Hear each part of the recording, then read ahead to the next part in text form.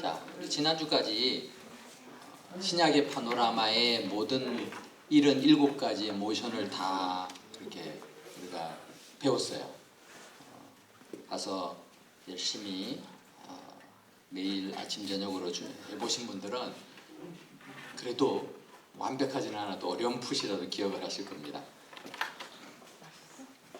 네, 그 77가지의 모션을 어떻게 우리가 기억하나 하십지만 이게 하나님이 사람을 참 신묘막측하게 창조를 하셔가지고 우리가 이걸 다 기억을 할 수 있게 돼요.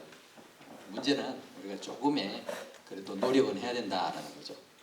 그래서 400년 침묵기부터 예수님의 탄생, 또 예수님의 또 사역, 그리고 예수님이 십자가에 죽으시고 부활하신 것, 그리고 사도행전에서 또 승천하시고 성령 강림하시고 또 일어나 걷게 하고 사도들이 여러 가지 사역을 하는 것, 교회를 또 세우고 또 사도 바울을 통해서 전도 여행하는 내용들, 그러한 내용들까지 우리가 이 77가지 모션으로 역사적인 흐름을 따라서 순차적으로 이렇게 모션으로 기억을 하려고 하는 거예요.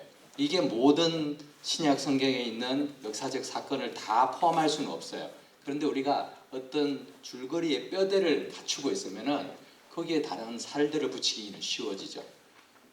신앙생활을 오래 해도 이 뼈대가 없으면 역사의 흐름을 잘 이해하지 못하고 그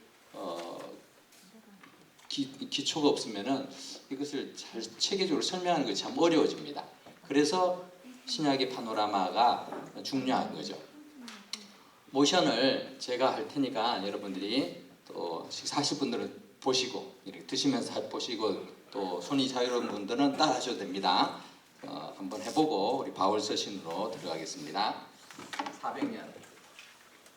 400년 침묵, 말라기, 마태복음, 열강들, 헬라, 언어, 이스라엘, 소망, 로마, 길, 정치 세력, 어떤 정치 세력? 여당의 사내들이, 야당의 서기관, 여당의 사두개인, 야당의 바리새인, 여당의 세리, 열심당, 내시각, 한복. 이제 예수님이 탄생부터죠. 베들레헴은 저쪽에 있습니다. 이 지도는 여기 항상 깔려 있어요. 카페트에 지도를 그려놨다고 생각하셔야 돼요. 이게 어느 쪽으로 돌아도 베들레헴은 저쪽이에요. 제가 이렇게 돌아도 베들레헴은 저쪽이고, 제가 저 뒤에 있어도 베들레헴은 저쪽에 있어요. 바닥에 지도는 안 움직여요. 그러니까 여러분들이 딱 그걸 기억하셔야 돼요. 이왕이 들어오면 여기 지도가 깔려있지. 또 여기가 갈릴리 바다고 요단강이고 사해고, 여기가 지중해지. 이쪽이 팔레스틴, 이스라엘 땅이죠. 여기 갈릴리 지역이잖아요. 여기 나사렛이 여기 있고, 아브라함이 여기 있고, 수가가 저기, 여기는 사마리아, 저쪽이 유대 지방, 그죠? 이쪽은 베레아. 항상 이거를 기억을 하셔야, 제가 그래서 이 지도를 알고 있느냐 모르고 있느냐를 이렇게 모션을 보면 알아요. 뭐 이쪽은 여기 아무것도 없어요 여기. 알겠죠? 자, 그래서 베들레헴은요, 저 마이크 카메라 뒤쪽에 있습니다. 베들레헴, 탄생, 나사렛, 목수, 요단강, 세례, 광야, 유대의 광야, 시험, 그리고 예루살렘 뭘 하죠? 거듭남. 그리고 수갑, 사마리아 땅에 수갑, 저기 수갑이 있습니다. 여기서 우물가 여인을 만나죠. 우물가 여인, 나사렛에 왔는데 배척. 그래서 가버나움에 오셨어요. 가버나움. 여기가 이제 갈릴리 지역의 전초 기지죠. 여기서 뭘 합니까? 12제자를 부르시죠. 12제자, 그리고 산상수훈, 그리고 사단을 누르신, 비유시자, 그리고 폭풍아 잠잠하라, 우리를 먹이신, 신앙 고백 변화산. 이제 갈릴리 사역이 끝나고 예루살렘을 갑니다. 예루살렘을 갔는데 돌질을 돌로 치려고 하죠.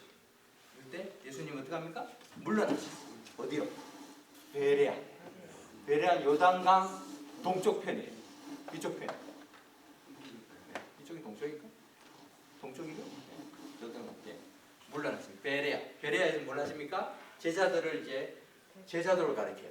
대가계산. 그리고 이런 것을 찾으시고. 그런데 어떤 일이 생겼습니까? 유대에서 소식이 왔어요. 유대. 어떤 소식이 왔습니까? 자기 친구가 위중하다고 해서 갔습니다. 갔더니 죽었어요. 나사로야 일어나라. 그리고 또 살리고 난 다음에 여리고를 가시죠. 거기 가니까 삭개오야 내려와라. 그리고 예루살렘. 거기에 어떻게 합니까? 승리 입성. 예수님이 진짜로 말 타고 들어가신 건 아니에요. 승리 입성을 이렇게 강조를 하다 보니까 이렇게 하는 거예요. 말을 타고 하신 게 아니라 나귀의 새끼를 타고 오셨어요. 겸손에 스가랴 7장 7절 말씀을 이루시기 위해서 그렇게 하신 거죠. 승리 입성. 그리고 성전에 들어가죠. 성전, 성결. 그리고 최후의 만찬. 그리고 뭘 하죠? 기도.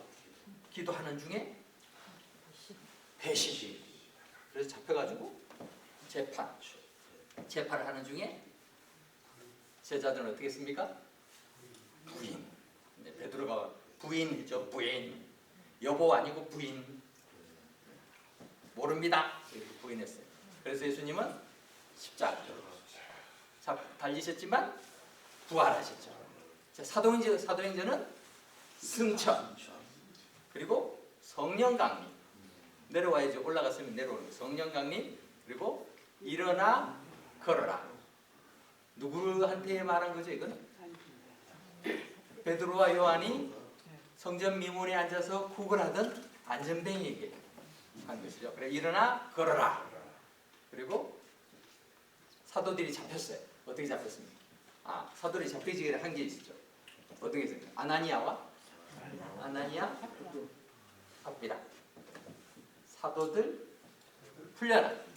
사도들이 사내들 공회에서 잡아갔잖아요. 잡아가지고 감옥에 넣고 했는데 밤중에 천사가 풀어줬어요. 그래서 사도들 풀려라.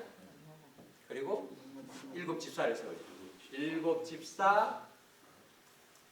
이거 누구죠? 스데반. 스데반이 기도하는 거예요. 기도. 그런데 어떻게 됐습니까?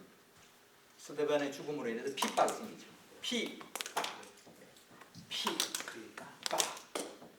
그리고 또 빌립은 어떻게 하죠?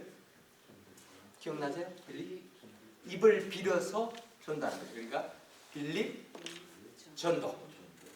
그리고 바울은 어떻게 됐어요? 하늘에서 환상 밝은 빛을 보고 눈이 멀죠. 그래서 바울 환상이 아니라 회심. 그리고 베드로는 산을 들고 기도하는 거예요. 기도하는데 하늘에서 보자기가 있는데 환상 중에 보자기가 보죠. 이렇게 이 부분만 따져보죠. 빌립 전도, 바울 회심, 베드로 환상. 그 다음 사도 바울의 1차 전도행이 사도행전 13장부터 시작되죠. 3337을 기억하면 된다고 했어요. 1차 전도행. 자, 1차 전도에 걸어서 가는 거예요. 이렇게 열심히 걸어가야 돼요. 이 손가락이 지금 발이에요. 1차 전도에 몇 년? 2년. 어디로 갔어요? 저기. 이 지도가 여기 서 있는 지도라 그랬어요. 여기 갈라디아 있어요. 갈라디아 왕국. 그 지역에 가서 그리고 돌아옵니다. 어디로? 예루살렘 공회. 이거는 이제 사례된 공회가 아니라 그리스도인 공회예요. 그래서 뭐 사도들 베드로도 있고 다 있었어요. 이 사도행전 15장에 나오죠. 공회에서 어떤 결정을 하는가 하면 율법 아니요. 이렇게 했어요. 율법 아니요. 이게 무슨 의미인지를 아셔야 돼요. 율법은 완전히 필요 없다는 게 아니라 율법으로 구원받는 게 아니다. 믿음으로 구원받는다라는 걸 이렇게 공식적으로 천명하죠. 그게 사도행전 15장이거든요. 그래서 13, 14, 15가 1차 전도행의 그런 내용이라고 했습니다. 자, 그리고 2차 전도행. 2차 전도여행 몇 년? 2차는 3년, 3차는 4년. 3년 어디로 갔을까요? 마게도냐, 아가야, 헬라 세 지역이 이렇게 같이 붙어 있어요. 이렇게 마게도냐, 아가야, 헬라. 자, 그리고 3차 전도여행 몇 년? 4년. 그때는 아시아. 요 아시아는 소아시아. 지금의 터키 지역이에요. 아시아. 여러분들 여기에 상상을 하셔야 돼요. 이거 아무것도 없는데 지금 저 목사님은 뭘 저렇게 허공에다 저러나? 아니면 이 상상의 날개를 펴시고 아 여기에 지금 지도가 서 있어라고 보셔야 돼요. 지도를 봅시다. 지도가 있어요. 말로 하기 좀 어려워.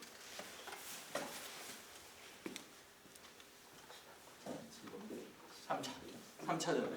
이런 지도가 지금 여기 이렇게 크게 있는 거예요. 여기 있는데 아시아가 갈라디아 있고 여기 아시아. 여기가 저기 뭐 빌립보, 아볼로니아, 데살로니가 이쪽 요 지역 이렇게 길쭉하거든요. 지금 지도가 지금 지중해 다 나오다 보니까 그런데 여기가 마게도냐, 아가야, 헬라 이렇게 있어요. 여기 아시아가 있습니다. 저기는 아시아를 위에로 쓰는 건데 밤빌리아, 뭐 아시아 여기에 다 아시아, 에베소 이게 다 아시아입니다. 미둘레는 이쪽 지역 아시아. 여기가 3차 전도여행. 자, 3차 전도여행을 하고 그리고 이제 다시 예루살렘까지 옵니다. 이렇게 오는 내용들이 쭉 나오죠. 쭉 이렇게 나오고 요즘 이렇게 와가지고 3차 전도여행이 4년간 했거든요. 아시아에서 했습니다. 그리고는 돌아와서 예루살렘에서 어떻게 하는가 하면은 이 재판을 하죠. 사도 바울도 잡혔어요. 재판을 합니다. 자, 재판을 하는데 누구에게 재판을 받죠? 누구에게? 네? 이 벨릭스. 벨트를 먼저 벨릭스. 그리고 벨을 쓰다듬는 거예요. 밑에부터 올라가는 거예요. 벨릭스, 베스도, 아그리빠는 왕이죠. 그래서 왕관을 이렇게 쓰시고. 그리고 1차 투어, 석방. 2차 투어, 확장. 2차 투어하고 확장이라는 거는 2차 투어과 확장은 사도행전에 나오지 않아요. 1차 투어까지만 나오죠. 석방된 이야기도 나오지 않습니다. 그러나 우리가 다른 서신서를 통해서 사도 바울이 석방됐다는 걸 알죠.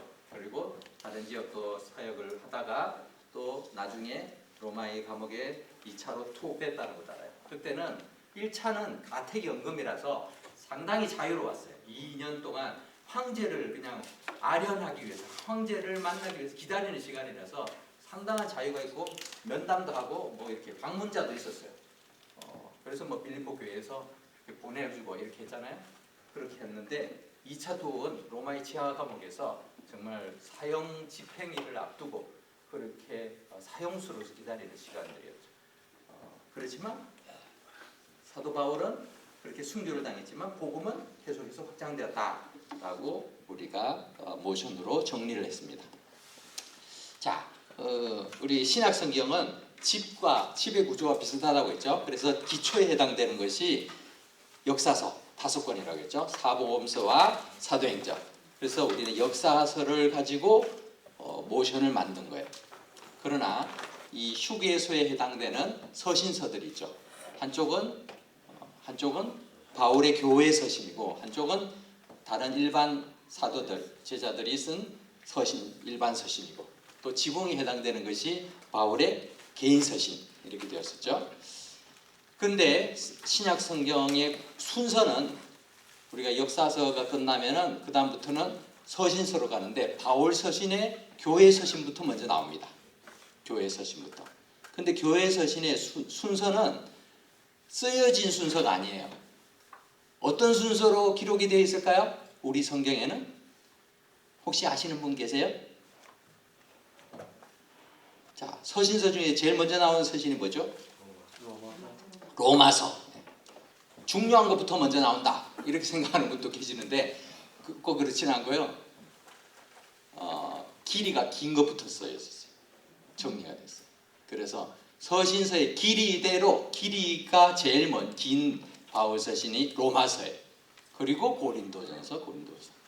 고린도전서 다음에 이제 고린도 후서가 같이 이거는 이제 한 지역에 보내는 편지니까 이렇게 쌍으로 붙여놨죠. 뭐 데살로니가 전후서도 그렇고 디모데 전후서도 그렇고 그렇게 하지만 일반적으로는 이 나열하는 순서가 길이 순으로 해놨습니다. 그러면 어떤 분은 그래요. 어떤 분은 3장인데 그 뒤에 게 4장인데요. 장수를 가지고 얘기하는데 처음 서신서가 쓰였을 때는 장의 구분이 없었어요. 여러분들이 지금 우리는 보기 편하기 위해서 찾기 편하게 하기 위해서 장절의 구분이 생겼지만 이게 생긴 거는요 수백 년 뒤에요.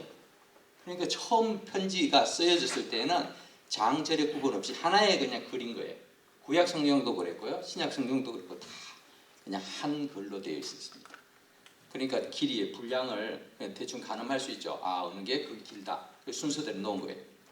그러나 우리는 이 순서대로 우리가 이 시간 바울 서신을 보는 것이 아니고 쓰여진 순서대로 보도록 하겠습니다. 자, 쓰여진 순서는 어떻게 되느냐? 지난주에 잠깐 얘기를 했죠. 1차 전도여행 때 한 권의 책을 썼다고 그랬어요. 그리고 2차 전도여행 때 몇 권? 2권. 3차 전도여행 때 3권. 4차 전도여행 때 4권. 풀려나가지고 쓴 게 딤디딤이에요. 딤디딤. 디모데전서, 디도서, 빌레몬서. 아니, 디모데후서. 이렇게 되죠. 그래서 갈라디아서, 갈대고로, 에골빌빌, 딤디딤. 이렇게 외우면 된다고 했죠. 그래서 갈라디아서부터 보는 거예요. 제일 1차 전도여행 후에 쓴 갈라디아서. 자, 우리가 서신서는 핵심 단어만 알면 됩니다. 이건 역사적인 그런 내용들을 그렇게 담고 있는 것이 아니라 그 시기에 1차 전도 여행 후에 사도 바울이 어떤 것을 주제로 이 편지를 썼는가를 알면 되죠. 그래서 그림을 보면서 보겠습니다. 자, 이 사람은 어떤 상황에서 있나요? 과거 죄수였죠. 죄수인데 지금 풀려나가지고 기쁨을 누리고 있죠. 그래서 이것은 갈라디아서를 표현하고 있는 말인데요. 갈라디아서의 핵심 단어는 오 자유예요. 오 자유. 갈라디아서는 율법의 행위가 아닌 그리스도 안에 있는 믿음에 의한 구원에 대해서 잘 변호해 주는 책이에요. 이 갈라디아서는 그리스도인의 자유의 대헌장이다라고 일컬어지기도 합니다. 로마서보다도 더 원색적으로 그런 자유에 대한 우리가 율법의 속박으로부터 벗어나서 성령의 법, 사랑의 법 안에서 진정한 자유를 누릴 수 있다라는 것을 알려주고 있어요. 이 갈라디아서 2장 6절, 16절에 보면은 이런 말씀이 있습니다. 율법의 행위가 아니고 그리스도 예수를 믿음으로 우리가 구원을 얻고 자유를 얻는 것이다 말해주고 있죠. 이 갈라디아 지역에 사도 바울이 그렇게 편지를 보낸 이유가 율법주의자들 유대인들이 가가지고 유대인 크리스찬이 됐는데 이 사람도 유대인이에요. 그게 유대인이니까 자기들은 율법을 그래도 평생 지키며 살아왔잖아요. 그러니까 이방인들 보면서 너희도 율법 지켜야 돼, 할례 받아야 돼, 자꾸 얘기를 하는 거예요. 그러니까 뭔가 이등시민 같잖아요. 이 이방인들은 그러니까 우리도 할례를 받아야 되나, 율법을 지켜야 되나 이런 마음이 자꾸 생기는 거예요. 나도 1등 시민 되고 싶은데 그래 그게 아니다.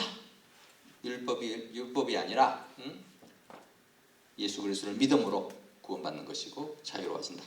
이런 것을 말해주고 있죠. 자, 그래서 갈라디아서를 기억할 때마다 오 자유, 자유의 대헌장 이걸 기억하시면 돼요. 갈라디아서 개관, 앞으로 이 개관은 여러분들이 지금 시간이 없기 때문에 다 복사를 해서 드렸어요. 프린트해서. 그러니까 여러분들이 성경에 넣어 놓으시고 참고하시면 됩니다. 이걸 다 하진 않겠습니다. 그걸 다 해도 또 기억을 할 수가 없기 때문에 그때 성경 읽기 전에 이 갈라디아서는 이런 구조로 되어 있구나. 이 사도 바울의 서신서는 특징이 전반부는 교리적인 가르침이 기록이 되어 있고 후반부에 가서는 실제적인 권면을 다루고 있어요. 대부분 그래요. 대부분. 그래서 여기도 4장까지는 교리적인 가르침이 있고 또 후반부에 5장, 6장에서는 실제적인 적용이 있죠. 자, 갈라디아서 했고 그다음 자 2차 전도여행 때는 2권의 책을 썼다고 했어요. 2권의 서신서. 그게 뭐죠? 갈대고로 대가 뭐죠? 네, 데살로니가 전서, 데살로니가 후서. 비록 대라고 한 번만 말하지만 대라고 말할 때 우리는 데살로니가 전후서를 생각하시면 돼요. 신약 성경의 약자 표에는 대라고 말하지 않죠? 살전, 살후라고 말을 해요.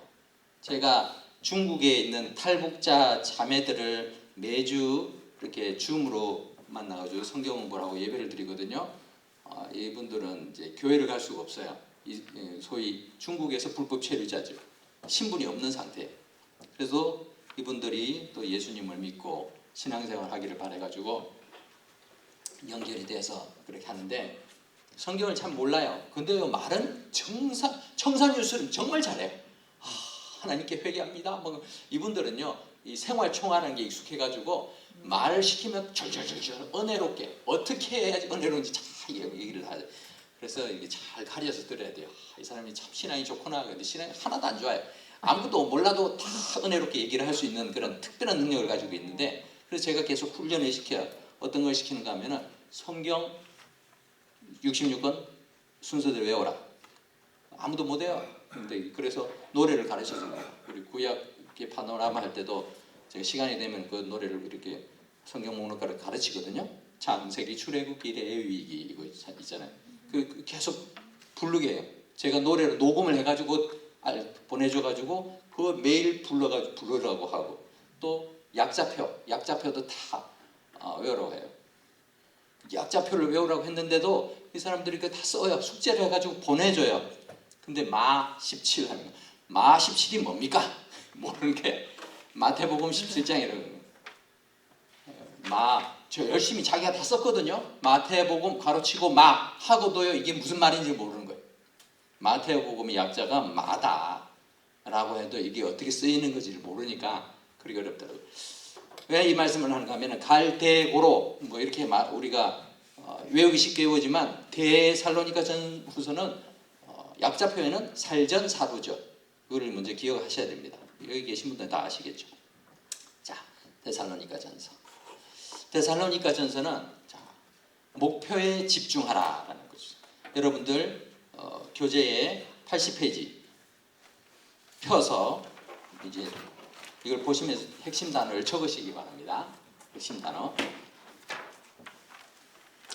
아까 전에 갈라디아서는 뭐라 그랬죠? 오자유 아니고 오자유. 오자유 맞이고 오자유. 감탄하는 맛이 있어야 됩니다. 오자유. 데살로니가 전서는 목표에 집중하라. 여러분들 한국의 양궁이 얼마나 위대합니까? 이게 뭐 10연승인가 뭐 여자 양궁 단체전 그렇게 했다 그랬었죠. 그 올림픽에서 그게 그렇게 쉬운 게 아니잖아요. 이 훈련을 엄청나게 한다고 해요. 한국에서. 그래서 주위에 아무리 떠들어도 이 사람들 집중해. 그 훈련하기 위해서 야구장에서 그 분비는 야구장에서 훈련한다 그래요. 막 사람들 시끄럽고 해도 거기서도 하고 목표에 집중하는 거죠. 어떤 상황에서도 이 데살로니가 전서에서는 사도 바울이 데살로니가 교회에 이것을 권면하고 있죠. 데살로니가 교회는 사랑과 믿음과 소망의 목표가 있는 교회였어요. 개척 교회인데도 환란이 많았고 그럼에도 불구하고 주변 지역에 믿음으로 소문나는 그러한 교회였어요. 여러분들 초대교회라는 게 우리가 생각하는 것처럼 그렇게 오랜 시간들을 가진 게 아니었죠. 사도 바울이 데살로니가 이 마게도냐 지역에 가서 데살로니가에서 복음을 전하고 저 밑에 내려가가지고 고린도에서 그때 이제 편지를 쓰는 거예요. 편지를 쓰는데 얼마 되지도 않았는데 데살로니가 교회가 이렇게 열심히 이 뭐랄까 18개월 정도밖에 고린도에서 18개월 머물고 있는 동안에 데살로니가 교회 소식을 들어요. 1년 반 정도 지났는데 그 교회가 믿음과 사랑과 소망으로 가득 차 있다는 걸 들으니까 얼마나 그 기쁨이 넘치겠어요. 감사하다. 그들이 용기를 잃지 않고 계속 목표에 집중해야 되겠다. 그런 목표에 집중하라는 그런 취지로 이렇게 권면하고 있는 거죠. 데살로니가전서 3장 12절 13절에 보면은 그러한 사도 바울의 간구가 여기에 보면 나오죠. 그리스도 예수께서 그의 모든 성도와 함께 강림하실 때에 우리 하나님 아버지 앞에 흠이 없도록 거룩함에 흠이 없게 하시기를 원하노라, 이렇게 이야기하고 있습니다.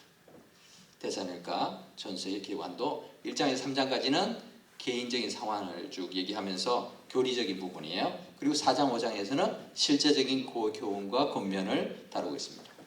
데살로니가 후서 2차 전도 여행 때 써졌습니다. 2차 전도 여행 갈라디아, 마게도냐, 아가야, 헬라 이 지역을 이렇게 쭉 거쳐오면서 고린도 지역에서 18개월 동안 2차 전도 여행 3년 동안 있는데 3년 중에서 절반을 고린도에 있었거든요.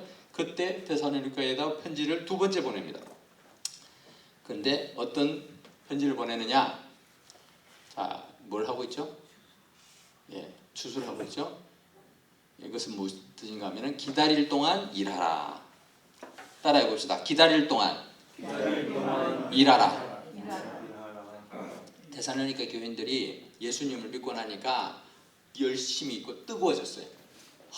주님이 다시 오신다. 주님이 다시 오신다. 이것을 믿고 주님 오시는 걸 막 위해서 전도하고 기다리고 하는데, 일부 사람들은 어떻게 하는 거면 주님이 다시 오는데 우리가 일할 필요가 뭐 있어? 학교 다닐 필요가 뭐 있어? 뭐 그렇게 다 때려치우고 그냥 놀고 있는 거예요. 가만히. 주님 오실 건데 어차피 뭐 주님 오시면 다 이거 뭐 필요 없는데, 이런 일을 포기하고 있는 그런 사람들에 대해서 2번째 편지를 쓴 거예요. 일하기 싫으면 먹지도 말라, 이렇게 단호하게 책망을 합니다. 하나님의 집에서 이렇게 무질서하게 행동하는 거, 그래서 오히려 다른 형제들에게 피해를 주는 거, 그런 거 하면 안 된다 라고 말해주고 있는 거죠. 주님이 오신다. 주님이 내일 오셔도요, 우리는 오늘 할 일을 해야 되는 거예요. 내일 오시니까 뭐 오늘 이거 힘든 일 안 해도 되겠네가 아니라는 거죠. 맡겨주신 일에 끝까지 충실하라라는 것을 권면하는 것이 데살로니가 후서입니다.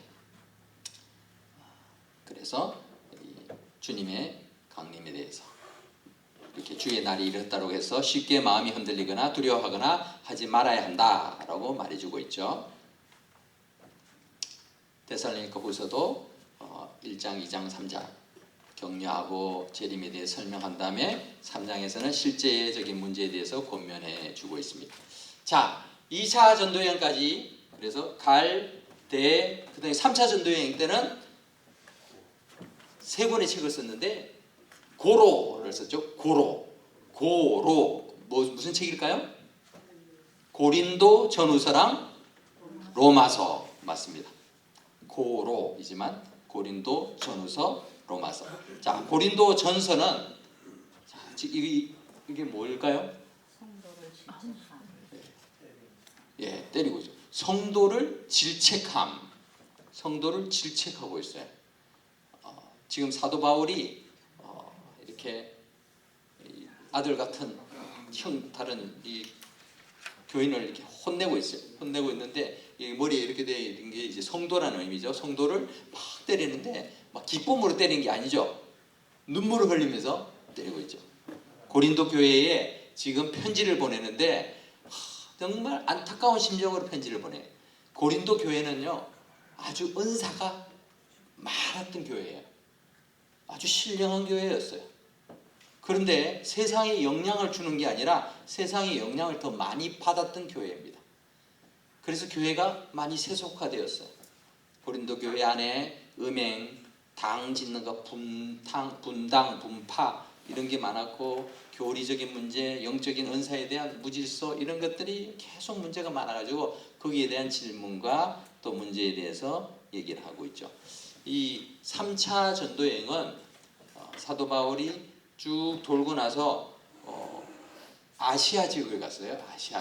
아시아 지역에서도 에베소라는 지역에서 머물면서 고린도에서 일어나고 있는 일들을 듣고 편지를 보내는 거예요. 아시아에 있는 에베소에서 고린도에 편지를 보내고 있습니다. 고린도에는 아프로디테라는 사랑의 여신을 섬기는 신전이 있었어요. 근데 이 신전이 여사제들이 많았어요. 고린도는 이 항구 도시였어요. 무역이 발달하고 전 세계 많은 그런 뭐랄까 뱃사람들이 많이 오는 거예요. 뱃사람들이 오랜만에 육지에 증발하면은 이 사람들이 자기를 지켜줄 그런 신을 이렇게 예배하고 그것을 또 도움을 얻으려고 하는데 여사제들이 많은 아프로디테 신전에 가면은 여사제들이 그들을 즐겁게 해주는 거예요. 그런 그를 이제 어떻게 보면 몸 파는 여인과 같은 건데도 사제라는 이름으로 여사제라는 이름으로 그렇게 육체적인 쾌락을 동시에 만족을 시키면서 그러니까 얼마나 이 영업이 잘 되겠어요. 이런 것에 음란한 행위를 통해서 쾌락을 추구하고 있는 부패와 타락의 도시였어요. 그런 그 동네에 교회가 세워지다 보니까 교회가 세상에 영향을 주는 게 아니라 영향을 받았어요. 교회 안에도 이런 문제들이 생긴 거죠. 간음의 문제, 이혼의 문제, 뭐 이런 것들, 여러 가지 예배의 불일치 이런 것들이 있었습니다. 하지만 우리가 기억해야 될 것은 교회는 세상에 영향을 끼치는 존재가 되어야 된다는 거죠. 그게 빛과 소금의 역할을 감당하는 것이죠. 자, 고린도전서 16장 19절 20절을 보면은 너희가 성령의 전이다. 너희 몸이 하나님으로부터 성령의 전이다. 값으로 산 것이 되어 있으니 그런즉 너희 몸으로 하나님께 영광을 돌리라 말씀을 해주고 있습니다. 자, 고린도전서에 보면은 여러 가지 분쟁, 무질서, 결혼, 우상, 재물, 여자의 머리가림, 성만찬, 영적 은사, 부활, 헌금 이런 여러 가지 주제를 가지고 쭉 사도 바울이 답변을 해주고 있어요. 그렇게 고린도 교회의 질서를 잡기 위해서 무진장 애를 썼습니다. 자, 그 이후에 고린도 교회가 잘 회복이 되었느냐? 그렇지를 않았다는 거죠. 그래서 고린도후서를 쓰게 되죠. 고린도후서를 쓰게 된 배경이 무엇이냐? 고린도전서 첫 번째 편지를 보냈는데 고린도 교회의 반응이 뭔가 하면은 아니 바울이 뭔데 우리한테 이래라 저래라 해. 그 사람 사도는 맞아? 그 사람 예수님 12제자도 아니었잖아. 이러면서 바울의 사도직에 대한 이 의심을 하기 시작해요. 무슨 권위로 우리한테 자꾸 이렇게 가르치려 들지? 이런 것들. 그래서 바울이 안 되겠다. 내가 누구인지, 내가 왜 그리스도의 그런 증인으로서 부름을 받은 사도인지를 알려주죠. 그래서 고린도후서는 사도직 변호입니다. 고린도전서의 핵심 단어가 뭐라 그랬죠? 성도를 질책함. 눈물을 흘리면서 고린도 교인들 좀 똑바로 신앙생활해 막 했는데 당신 뭐야? 이러니까 내가 누구냐 하면 이렇게 설명을 하는 거야. 내가 왜 사도인지 쭉 설명하는 거예요. 그래서 고린도후서는 사도 바울의 자서전과 같습니다. 사도 바울의 성품, 소명 그리고 예수 그리스도의 사도로서의 자격을 논하고 있습니다. 그렇게 하죠. 고린도전서가 고린도 교회의 그 안에 있는 내용들을 잘못된 모습들, 부정 이렇게 죄악의 모습들 이런 것들을 뚜껑을 열어서 다 내보였다고 하면은 고린도후서는 사도 바울이 자기의 마음을 활짝 열어서 보여주는 거예요. 나 이런 사람이야. 이렇게 뭐 그렇다고 자랑하려고 그러는 게 아니라 하도 답답하니까 자기의 그 권위에 대해서 알아주지도 않고 이러니까 얘기하고 있죠. 그래서 고린도후서를 읽으면 사도 바울의 인간적인 모습도 볼 수 있고 연약한 모습도 볼 수가 있습니다. 심지어는 고린도후서 12장에 보면은 내가 참 육체의 가시 때문에 하나님 앞에 그렇게 구했는데 하나님이 뭐라고 그랬습니까? 내 은혜가 네게 족하다. 3번이나 구했는데 안 들어주시죠. 나의 능력이 약한 데서 오히려 온전히 강하여진다. 온전해진다. 이렇게 말씀하셨습니다. 그래서 약할 때 강함이 되시네. 그런 찬양처럼 바울이 그것을 가지고 감사했다라고 말해주고 있죠. 고린도후서 4장 5절을 보면 우리가 우리를 전파하는 것이 아니라 예수 그리스도의 주 되신 것 그리고 예수님을 위하여 우리가 너희의 종된 것을 전파한다 이렇게 말하고 있습니다. 고린도후서 개관은 그의 사역에 대해서 7장까지 쭉 목회 철학 설명을 하고 그리고 8장 9장에서는 은혜의 헌금에 대해서 연보에 대해서 얘기를 하고 또 10장부터 13장까지는 사도직을 변호하고 있죠. 사도 바울이 내가 어떻게 사도가 되었는지를 알려주고 있습니다. 자, 3차 전도여행 때 세 권의 책을 냈는데 고린도전서, 고린도후서, 그리고 로마서예요. 고린도전서, 고린도후서, 그리고 로마서를 썼습니다. 이것도 마찬가지로 에베소에서 썼죠. 자, 그런데 로마서의 핵심 단어는 지불 완료입니다. 따라해 봅시다. 지불 완료. 네. 지불 완료라는 건 다 갚았다라는 거죠. 갈라디아서의 핵심 단어가 뭐라 그랬죠? 오 자유. 갈라디아서와 로마서는 아주 쌍둥이 서신처럼 아주 비슷해요. 둘 다 이 믿음으로 구원받았다라는 것을 말하고 우리가 율법이 아니라 은혜로 또 자유함을 누리게 됐다라고 말하죠. 로마서는 죄의 빚이 그리스도의 십자가의 죽음에 의해서 완전히 지불되었다라는 것을 보여줍니다. 여기 계신 분들도 이렇게 집을 사셔가지고 모기지를 내고 있는 분들 계실 거고, 자동차를 미국에서 자동차를 사도 이렇게 새 차를 사면은 꼭 리스 뭐라고 그러죠? 이게 분할을 해서 내잖아요. 그렇게 낸단 말이에요. 그래서 그것을 몇 년 동안 내고, 집 같은 경우에는 뭐 15년, 30년 뭐 이렇게 쭉 갚아 나가죠. 집을 산 지는 오래됐는데도 계속 내 집이 아니에요. 계속 내 집으로 있는 게 아니라 은행이 그 대출을 준 은행이 띠들을 가지고 있죠. 그런데 우리가 빚을 지고 있는 거죠. 계속 빚을 갚아가는 삶을 살아가는데 어느 날 갑자기 은행에 이렇게 날라왔어요. 편지가 왔어요. 편지가 왔는데 pay off, paid in full 이런 편지가 왔어요. 그러면 놀라죠. 내가 갚을 게 아직 많이 남았는데 누군가 대신 내줬어요. 얼마나 기뻐요 이게, 그죠? 우리가 뭐 정부에서 스티뮬러스 체크 뭐 1,000불, 2,000불만 줘도 막 기뻐하는데 모기지를 다 갚아줬네. 얼마나 기뻐요. 그런데 실제로 우리의 삶 속에 그런 일이 일어났다라는 거죠. 그게 뭔가 하면 예수 그리스도께서 우리의 빚을 완전히 청산해 주신 거예요. 죄에 대한 값을 내가 치러야 되는데, 그러려면 내 생명을 이렇게 내놓아야 돼요.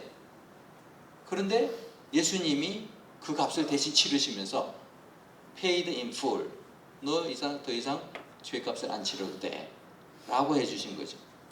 그것이 바로 로마서가 우리에게 알려주고 있는 내용입니다. 여러분들이 가지고 있는 그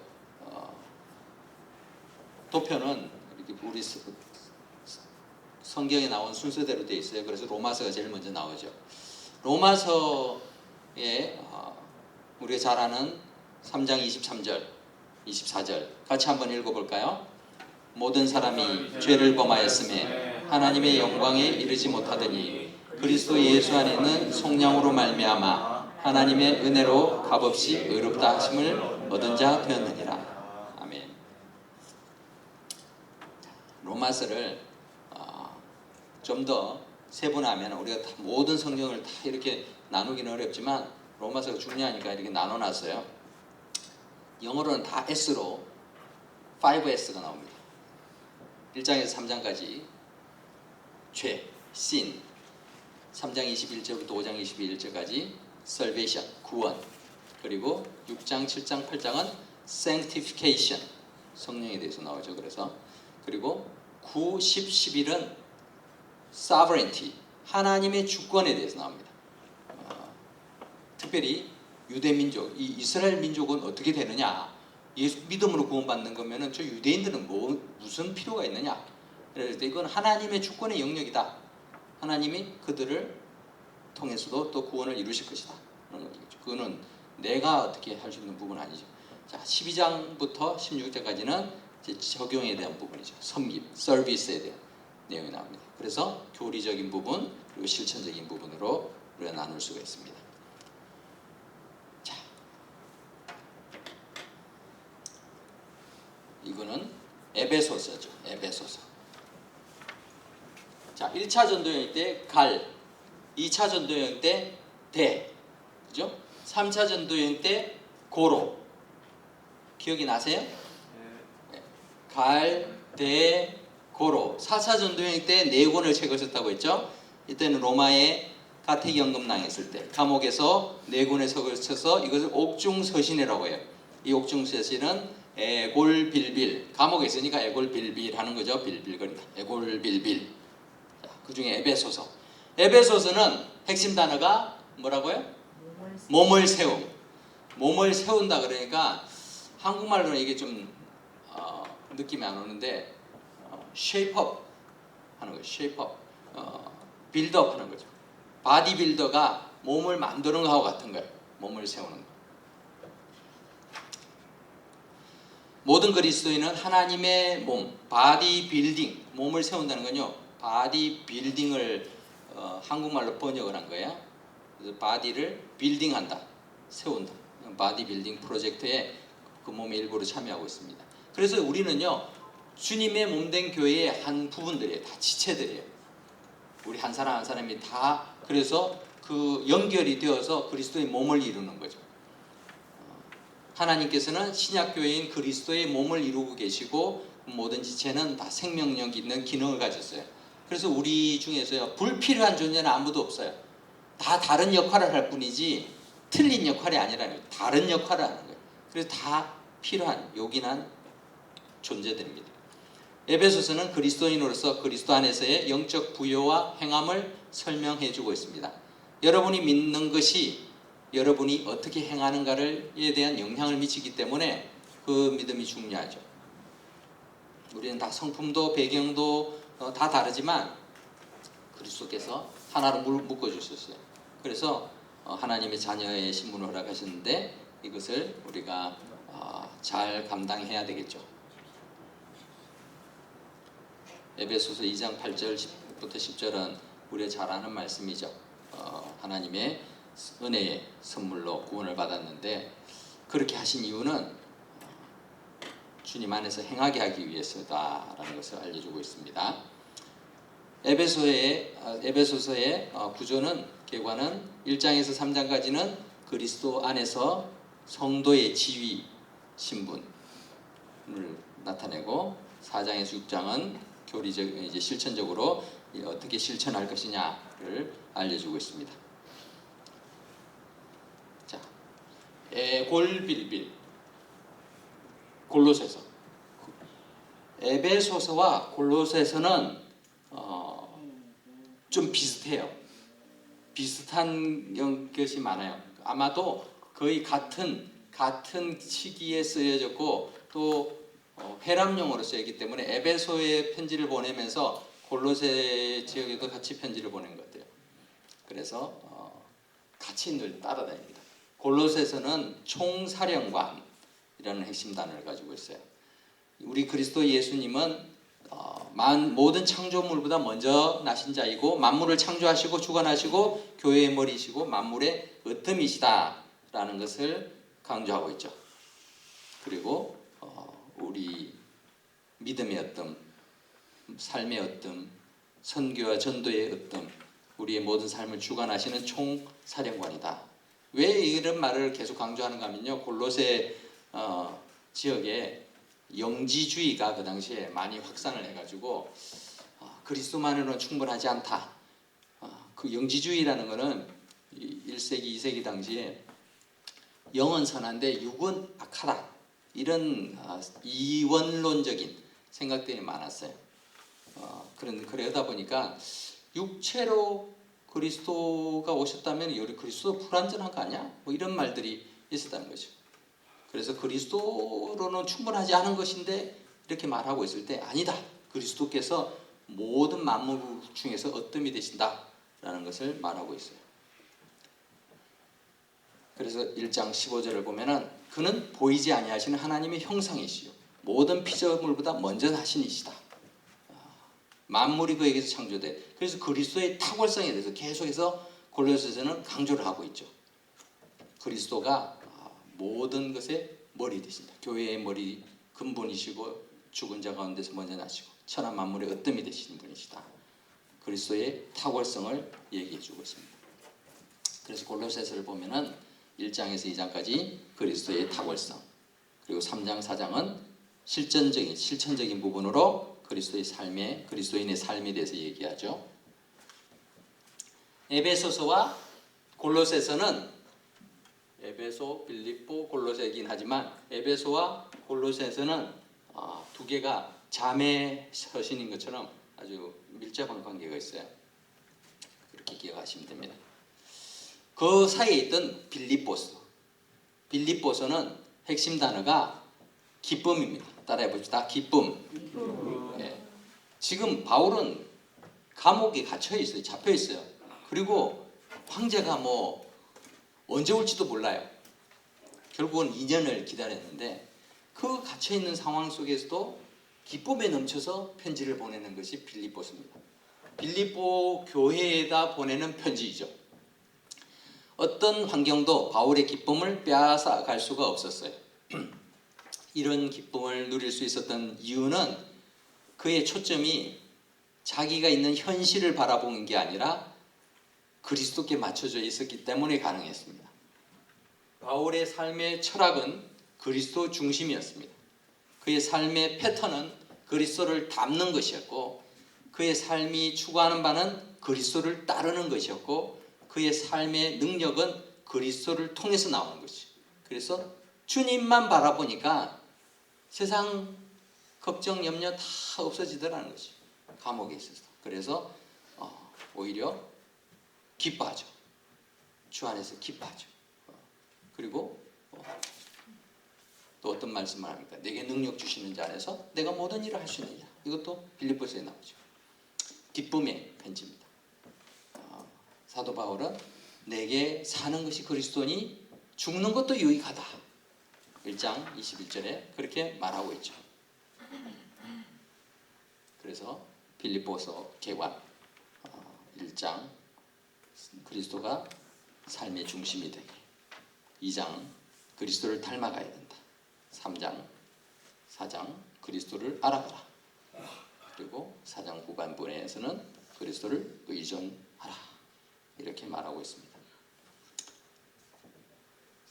3차, 자 1차, 2차, 3차, 4차. 4차 때 에골빌빌이었죠. 자, 에골빌빌. 또 빌이 하나가 있어요. 그게 뭘까요? 빌레몬서. 네, 빌레몬서예요. 빌레몬서는 누구에게 보낸 편지죠?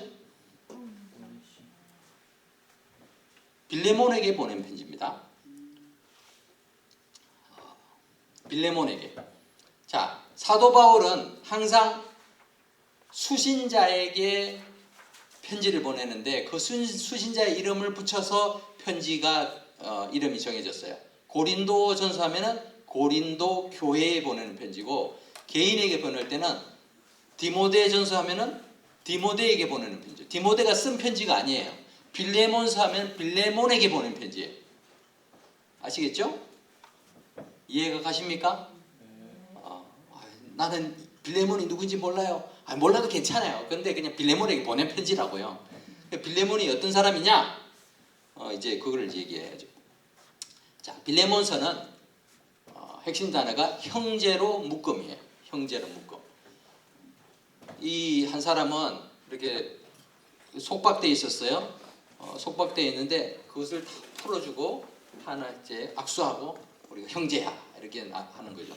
어떻게 이렇게 신분이 묶여있던 사람과 자유인이 어떻게 같이 하나가 될 수 있을까? 그리스도 안에서 그게 가능하더라라는 거죠. 그 일이 어떻게 해서 일어나는가 하면은 오네시모라는 사람을 통해서 일어납니다. 오네시모는 빌레몬이라는 사람의 종이었어요. 노예였어요. 그 당시에 노예는 주인의 소유물입니다. 말 잘 들어야 하는 소유물이죠. 그래서 주인은요, 노예를 자기 재산이니까 어떻게 처리해도 상관없어요. 그 당시에 그래도 약간의 법원이 있었어요. 그 노예를 함부로 대하지 말아라 뭐 이런 건 있었는데, 노예가 잘못하면은 벌을 줄 수 있고 죽일 수도 있어요. 큰 죄를 지으면 죽일 수도 있어요. 잘못했으니까. 잘못하지 않았는데 그러면은 그 약간 문제가 되긴 하지만, 지금 오네시모는 큰 잘못을 저질렀어요. 잘못을 저질렀는데 이러다가는 자기가 벌 받을 것 같으니까 어떻게 했는가 하면은 자기 빌레몬 주인의 거를 도둑질해가지고 도망갔어요. 이참에 뭐 어차피 벌 받을까 그냥 목숨 걸고 난 도망간다. 도망가 버렸어요. 이 잡히면 죽는 거예요. 근데 원수는 외나무 다리에서 만난다고. 이 오네시모가 로마에서 바울을 만나는 거예요. 바울을. 사도 바울을 만났어요. 그래서 바울을 만나가지고 바울이 또 훈련을 교육을 시켰죠. 그래가지고 너 잘못한 거야 막 해가지고 회개를 합니다. 회개를 해가지고 오네시모가 훌륭한 그런 그리스도인이 돼요. 자, 예수님의 복음을 받아야 되니까 이 사람이 이렇게 변한 거예요. 근데 오네시모가 계속 그렇게 바울 옆에만 있을 수는 없잖아요.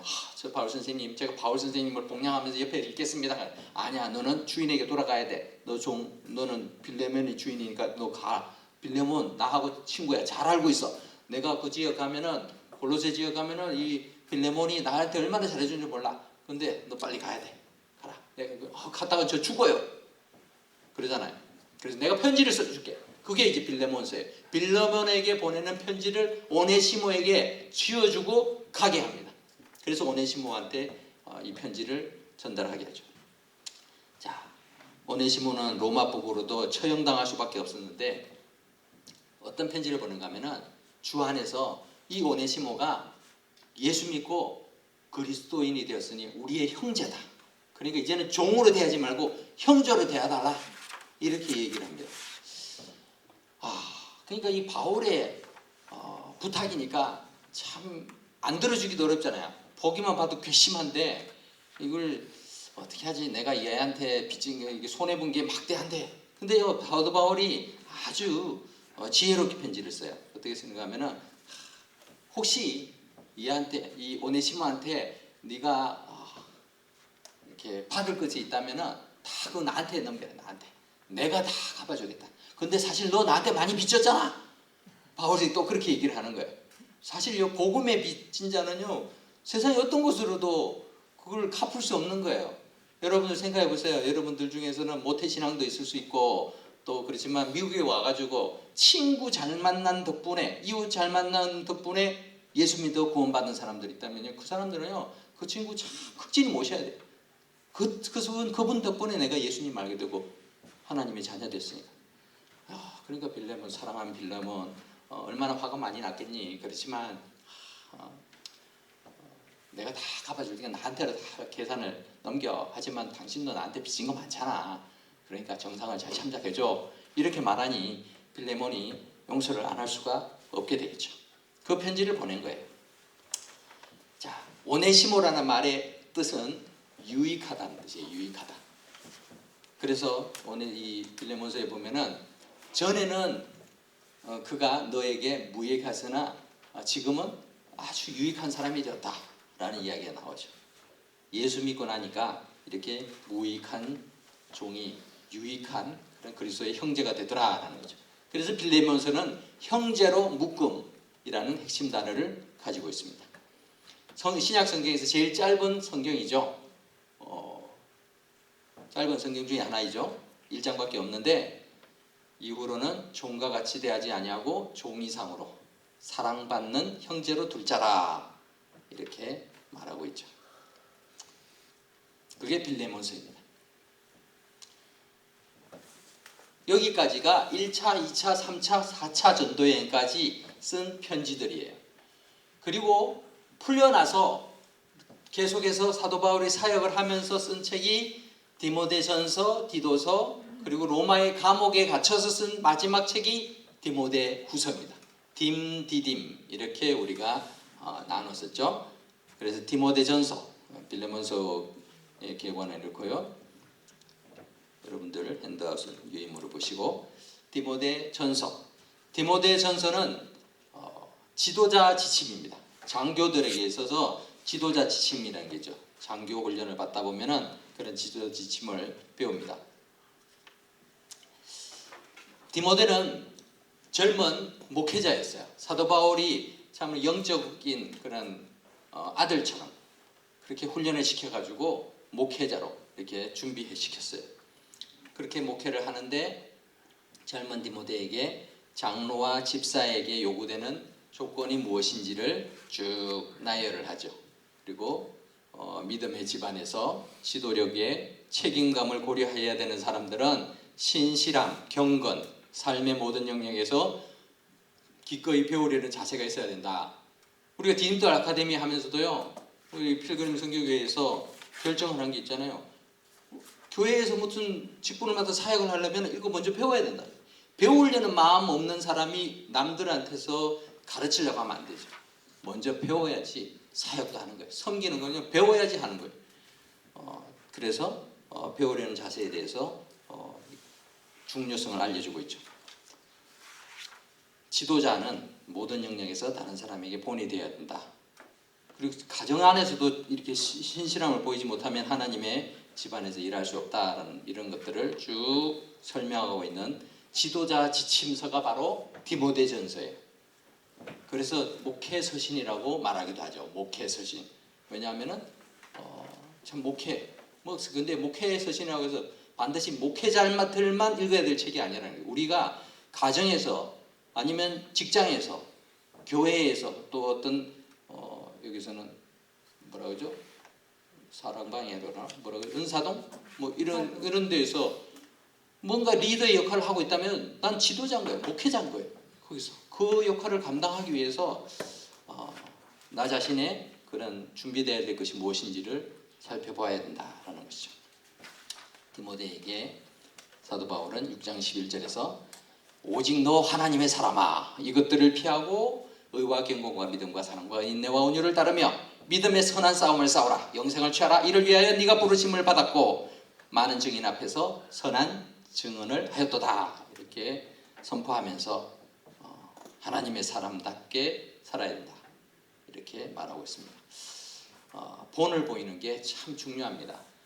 오늘날 본을 보지 못하기 때문에 본을 보여주지 못하기 때문에 교회들이 어려운 거예요. 목회자가 본이 되지 않고 또 교회의 리더십이 본이 되지 않고 이러니까 성도들도 본을 보지 못했으니까 어떻게 살아야 될지 모르는 거죠. 가정도 마찬가지예요. 아이들 보고 야, 너 왜 이렇게 핸드폰만 보고 있어? 아무리 얘기해도 부모가 계속 보고 있는데 애들이 듣겠어요. 그러니까 안 되는 거죠. 복사판이 잘못된 이유는 원판이 잘못돼서 원본이 잘 제대로 나와야 복사본이 잘 나오는 거죠. 자녀들에 대해서도 자녀들의 원본이 바로 부모잖아요. 부모로서 내가 어떻게 바르게 있는가 이걸 이렇게 살펴보는 게 필요합니다. 디모데 전서는 지도자 지침이에요. 지도자 지침. 디모데전서 계관은 이렇게 여러분들이 있는 것처럼 1장, 2장, 4장까지 있고 또 4장 뒤에 사역자를 위한 조언들이 있습니다. 참고하시고 자 그리고 디도서죠. 디도서. 디도서는 마찬가지로 목회서신이에요. 마찬가지로 목회서신인데 좀 더 구체적으로 행동 지침을 나타내고 있어요. 이것은 디도서는 누구에게 보낸 편지일까요? 디도. 네. 디모데와 함께 또 다른 디도라는 또 우리 목회자가 있었어요. 이 목회자에게 보낸 편지입니다. 하나님의 집안에서의 질서 있는 행위에 대해서 가르쳐주고 있습니다. 군대에 가면은 개개인에게 일정한 그런 행동 양식을 다 그렇게 가르칩니다. 일일이 가르치죠. 옷은 어떻게 입어야 되고 훈련복, 뭐 전투복, 뭐 다 따로따로 또 생활 그 관에서 어떻게 해야 되는지 그런 품행들 경례는 어떻게 해야 되는지 식사는 어떻게 해야 되는지 뭐 이런 거 다 가르치잖아요. 그런 것처럼 하나님은 믿음의 집안에 있는 우리에게 일정한 품행을 기대하신다는 거죠. 그러면 예수 믿고 구원받았다고 해서 오 자유 해가지고 내 마음대로 자유롭게 사는 게 아니죠. 우리도 그리스도 안에서 진리가 우리를 자유케 하는 거예요. 그리스도의 법이 성령의 법이 우리를 자유케 하는 거지 율법으로부터 우리를 자유케 하는 것이긴 하지만 죄와 사망의 법에서 우리가 자유롭지만 그 안에서 일정한 질서가 있는 거죠. 하나님은 어지러움의 하나님이 아니시라 무질서의 하나님이 아니시라 질서의 하나님이시죠. 그래서 우리는 신앙생활도 질서 있게 규모 있게 해야 되는 것입니다. 그것을 가르쳐주고 있는 것이 디도서입니다. 젊은 남녀, 노인 남녀, 과부, 권세 잡은 자, 다투기 좋아하는 자들에 대해서 어떻게 행동해야 될지를 잘 가르쳐주고 있어요.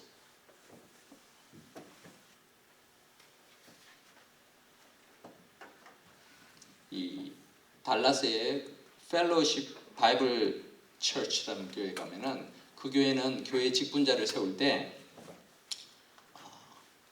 교회에서 투표해가지고 투표 많이 이렇게 많은 사람들 인기를 얻는 그런 사람을 직분자로 세우는 게 아니고 그 주변에 있는 그리고 이웃, 직장, 그 사람 후보자의 직장 거기에다가 다 이렇게 설문지를 돌린대요. 이 사람 우리 교회에서 직분자로 세우려고 하는데 어떻게 생각하십니까? 우리 한인교회도 좀 그럴 필요가 있는 것 같아요. 그래서 이웃들도 그분 훌륭한 사람입니다. 교회의 훌륭한 일꾼이 될 것입니다. 직장에서도 그분 참 참된 그리스도인입니다. 이러한 소문을 듣는 사람, 그런 칭찬과 인정을 받는 사람을 세운다는 거예요. 사실 그래야 되지 않겠어요? 교회에서는 정말 잘하는데 세상에서는 욕먹는 사람, 그런 사람이 교회의 직분자가 된다고 해서 과연 바랄까요? 그게 아니잖아요. 우리가 교회 안에서만 영향력을 끼치기 위해서 하나님 부르신 게 아니라 세상 속에 영향을 끼치기 위해서 하나님이 우리를 부르신 거잖아요. 그러니까 우리의 삶에 있어서 영향력은 세상 속에서도 드러나야 되겠죠. 그런 질서들, 그런 우리의 행동 지침, 이것이 교회 안뿐만 아니라 세상에서도 일어날 수 있도록 노력해야 될 줄 압니다. 다들 잘하고 계실 줄 압니다. 디도서 개관 참고하시고, 자, 그리고 사도 바울이 마지막으로 쓴 편지가 무엇이라고요? 디모데후서. 디모데후서. 그래서 디모데후서가 이제 마지막 편지인데, 디모데후서의 핵심 단어는 전투 지침이에요. 지금 이제 전투를 앞두고 있는, 영적 전투를 앞두고 있는 것처럼 아주 장엄한 뭐라 그럴까 그런 각오를 가지고 편지를 쓰고 있죠. 로마의 옥중에 감옥에 갇혀서 마지막 편지를 보내고 있습니다. 디모데에게 처음 보냈을 때보다도 지금 바울은 이제 죽음을 앞두고 있고 얼마 안 되지 않아서 나는 이제 죽게 될 것이라는 걸 알고 있는 상황이었어요. 그런 상황에서도 디모데에게 우리가 영적 전투에서 그 많은 고난이 있어도 인내해야 한다, 담대하고 흔들지 말아야 된다라고 강조하거든요. 나 두려워, 나 떨고 있어, 뭐 이런 얘기를 하고 있는 게 아니에요. 우리가 끝까지 그렇게 해야 된다는 거죠. 그러면서 강조하죠. 디모데후서 4장 2절에 보면은 너는 말씀을 전파, 때를 얻든지 못 얻든지 항상 힘써라 라고 말하죠. 믿는 사람들은 전투에 나가서 싸우는 군사로 이렇게 묘사를 하면서 전투 지침을 보여주고 있습니다. 그리고 디모데에게 또 권면하기를 그리스도 예수 안에서 있는 은혜 가운데서 강하고 많은 사람들, 많은 증인들 앞에서 내게 들은 바를 충성된 사람들에게 부탁해라. 그들이 또 다른 사람을 가르칠 수 있을 것이다. 계속해서 그렇게 가르치라는 거죠. 그러면서 고난이 온다고 누구처럼, 대마처럼 도망가지 말고 현역병으로 최선을 다해서 그 의무를 다해라, 이렇게 말하고 있죠. 그래서 나중에는 관주로 자신은 부험을 될지라도 그날을 사모하면서 그렇게 기다리고 있다, 이렇게 말하고 있습니다. 이것이 디모데후서의 내용이죠. 복음에 대해서, 복음을 지켜야 되고 복음을 위해서 고난받아야 되고 복음 안에서 굳게 서야 되고 항상 전파해라, 이렇게 말하면서 사도 바울의 바울서신이 끝이 납니다. 자, 이걸 갖다가 우리가 다시 생각을 해보면은 1차 전도여행 때 그죠? 한 권. 2차 전도여행 때 데살로니가 전후서. 3차 전도여행 때 3권. 뭐죠? 고로. 그리고 4차 전도여행 때 에골빌빌. 그러니까 저를 보는 게 제일 빨라요. 고로, 에골빌빌. 그리고 딤디딤. 갈대고로 갈대고로 애골빌빌 딤디딤. 얼마나 외우기 쉽게 만들어놨어요. 참. 제가 신학교 다닐 때는 이거 몰랐는데 신학생들도요 몰라요. 물어봐도. 근데 여러분들은 알잖아요. 갈대고로 애골빌빌 딤디딤. 이렇게 바울 서신이 끝납니다. 일반 서신, 일반 서신이라고 말하는 것은 바울 외 서신을 말하는 거예요. 바울 외 서신. 바울이 아닌 다른 예수님의 사도들, 제자들, 또 예수님의 형제 뭐 이렇게 있는데 이런 교회의 리더들이 쓴 편지들이죠. 82쪽을 보면 일반 서신의 연대기가 있습니다. 자, 여기 보면은 야고보서는 사도 바울의 1차 전도 여행 당시에 쓰여졌을 것으로 추정이 돼요. 그러니까 일반 서신 중에서 가장 먼저 쓰여진 편지라고 여겨지죠. 정확하지 못하지만 여기 추정을 하고 있어요. 그 내용을 볼 때. 그리고 베드로 전후서, 히브리서, 유다서, 요한 1, 2, 3서. 요한 1, 2, 3서는 요한 복음과 함께 사도 요한이 제일 오래 살거든요. 나머지 사도들은 다 일찍 순교를 했어요. 근데 사도 요한은 하나님께서 그냥 오래오래 살도록 해주셨어요. 그게 축복이냐? 꼭 축복이라 할 수도 없어요. 근데 하나님 사명이 있으니 그렇게 하신 거예요. 그래서 요한 1서, 2서, 3서, 요한 계시록까지 쓰죠. 그래서 제일 마지막에 쓰여졌을 것이다. 우리가 이렇게 예상할 수가 있죠. 82쪽, 3쪽을 펴시고 설명을 들으면서 핵심 단어를 적어 보시기 바랍니다. 야고보서를 먼저 보겠습니다. 야고보서. 자, 야고보서 지금 의사 선생님이 환자를 이렇게 혈압을 재는지 맥박을 재는지 이렇게 재고 있죠.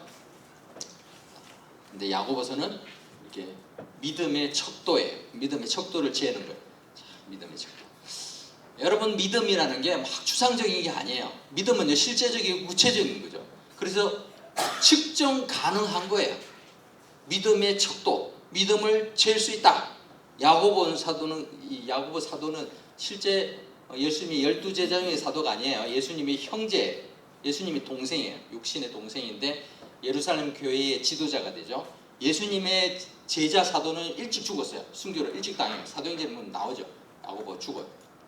그런데 예수님의 동생이 예수님 당에 이렇게 활동할 때는 현역 시절에는 안 믿었어요. 그래서 막 형님 자꾸 뭐 이상한 소리 하고 하니까 막 잡으러 데리러 가고 막 그랬는데 안 믿었거든. 근데 나중에 예수 믿고 예수님이 저 형님이에요. 우리 나 형님이에요. 형님 뭐 이렇게 형님 찬스를 쓴 게 아니라 야고보서를 보면은 자신이 종이라고 그러죠. 그리고 예수님을 그리스도로 주로 이렇게 고백하죠. 그 야고보입니다. 예수님의 친동생 야고보. 믿음의 척도. 믿음은 호흡과 같아서 살아있는지 죽었는지, 여러분들 사람이 살았는지 죽었는지 어떻게 이렇게 알 수 있는가 하면요, 숨을 쉬는지 안 쉬는지를 보면 알아요. 그죠? 잘 모르시는구나. 네. 옆에 이제 같이 룸메이트가 자는데 숨을 안 쉰다. 그러면 죽었구나 생각하시면 돼요. 네. 모르실까봐 알려드립니다. 믿음도 마찬가지예요. 살았는지 죽었는지를 확인할 수 있다라는 거예요. 믿음이 있는지 없는지 어떻게 아느냐? 행함이 있는지를 보면 안다는 거예요. 행함이 없는 믿음은 죽은 것이다. 야고보 사도는 그렇게 얘기하죠. 믿음? 그래 우리가 뭐 믿는다 말할 수 있는데 믿음이 있는지는 행함이 있는지만 보면 돼 라고 말해주는 거죠. 그래서 야고보서 2장 17절에 보면은 행함이 없는 믿음은 그 자체가 죽은 것이다 라고 말하고 있죠. 야고보서 개관도 여러분들이 보시고, 자, 야고보서와 로마서가 서로 반대되는 이야기를 하고 있는 게 아니냐 이렇게 말하는 분도 있어요. 오직 믿음으로 구원받는다고 했는데 행함이 없는 믿음은 구원 이렇게 죽은 것이라고 말하면 우리 행해야 되는 거잖아. 그러면 내가 행동으로 뭘 해가지고 구원받는 거 아니야? 행위가 구원받는 거 아니야? 행위로 구원받는 거냐? 믿음으로 구원해. 이렇게 양분할 수 있는 게 아니라는 거죠. 어디에 강조점이 있느냐 차이지 결국은 보충해 주고 있어요. 둘 다. 그래서 이 로마서에서는 복음을 받아들이고 또 우리의 믿음의 뿌리 그리고 건물의 기초 하나님의 역할에다 초점을 맞추고 있는 거라고 하면은 야고보서에서는 우리 복음을 드러내야 되는 우리의 그런 실천적인 부분을 강조하죠. 믿음의 열매를 이야기하고 건물의 그런 구조가 서야 되는 것. 그래서 우리 사람이 믿는 성도들의 역할에 초점을 맞춰서 그렇습니다. 그래서 서로 보완해 주는 것이다. 그렇게 기억하시면 되겠습니다. 자, 그리고 야고보서 다음이 베드로전서. 베드로전서는 자, 이게 수술실에 있는 사람들이죠. 수술하는데 여러분 이 수술을 하면은 고통스러워요. 잘라내고 그죠? 그래 수술을 하는 그렇게 괴로운 거를 왜 할까요? 수술 안 하면 안 아플 텐데 왜 할까요? 잘못된 부분을 고쳐야 되거든. 치료해야 되거든. 그리고 암덩어리가 있으면 그걸 떨어뜨려내야지 살 수 있으니까 그 고통스러운 거를 한단 말이에요. 사람들이. 고통스러운 거 알면서도 하는 거죠. 의사의 손에 들린 수술용 칼이 고통을 주지만 그것을 통해서 치료가 되죠. 그것처럼 그리스도인에게 있어서 오는 고난은 그리스도 안에서 성장에 이르게 하는 그런 목적의 자극이 될 수 있다는 것이죠. 그것을 위해서 때로는 하나님께서는 목적을 가지시고 고난 속에 우리를 연단시키시기도 한다라는 것입니다. 금덩어리가 처음부터 이렇게 반짝반짝 빛나는 금이 되는 게 아니잖아요. 그 금이 되기까지는요 수많은 그 재련 과정이 필요합니다. 불순물 다 걸러내고 녹여가지고 하고 이렇게 해서 두드려 패가지고 이렇게 만들어내죠. 그래서 그 모든 과정들을 지났을 때 찬란한 금이 이르는 것이죠. 하나님 우리에게 쓴맛을 보여주시기 위해서가 아니고 더 나은 사람으로 만들시기 위해서 때로는 고난을 허락하시는 것을 봅니다. 이러한 부분을 우리가 기억하면서 우리의 고난의 목적이 있구나. 하나님이 나에게 고난을 주셨다면 그것을 통해서 나를 어떻게 연단시키시고 다듬어 가실까 기대하면서 또 주님의 뜻을 찾아가야 되겠죠. 결국 우리는 하나님의 택하신 족속이고 왕같은 제사장이고 거룩한 나라요 소유가 된 백성이니 그렇게 해서 우리를 불러내시고 기이한 빛에 들어가게 하시는 그 하나님의 아름다운 덕을 선포하게 하기 위해서다라는 것을 이 베드로전서는 강조하고 있습니다. 그것뿐만 아니라 4장 12절에서는 불시험, 연단하려고 하는 불시험을 당하는 것 이상한 일이 아니다. 그것이 어쩌면 당연한 일일 수도 있다. 그래서 기뻐해라 라고 말해주고 있죠. 베드로전서 개완 구원 성화 순종 고난 어떤 그것을 통해서 우리가 주님 앞에 더욱더 거룩하게 설 수 있습니다. 자, 베드로 후서를 보겠습니다. 베드로 후서.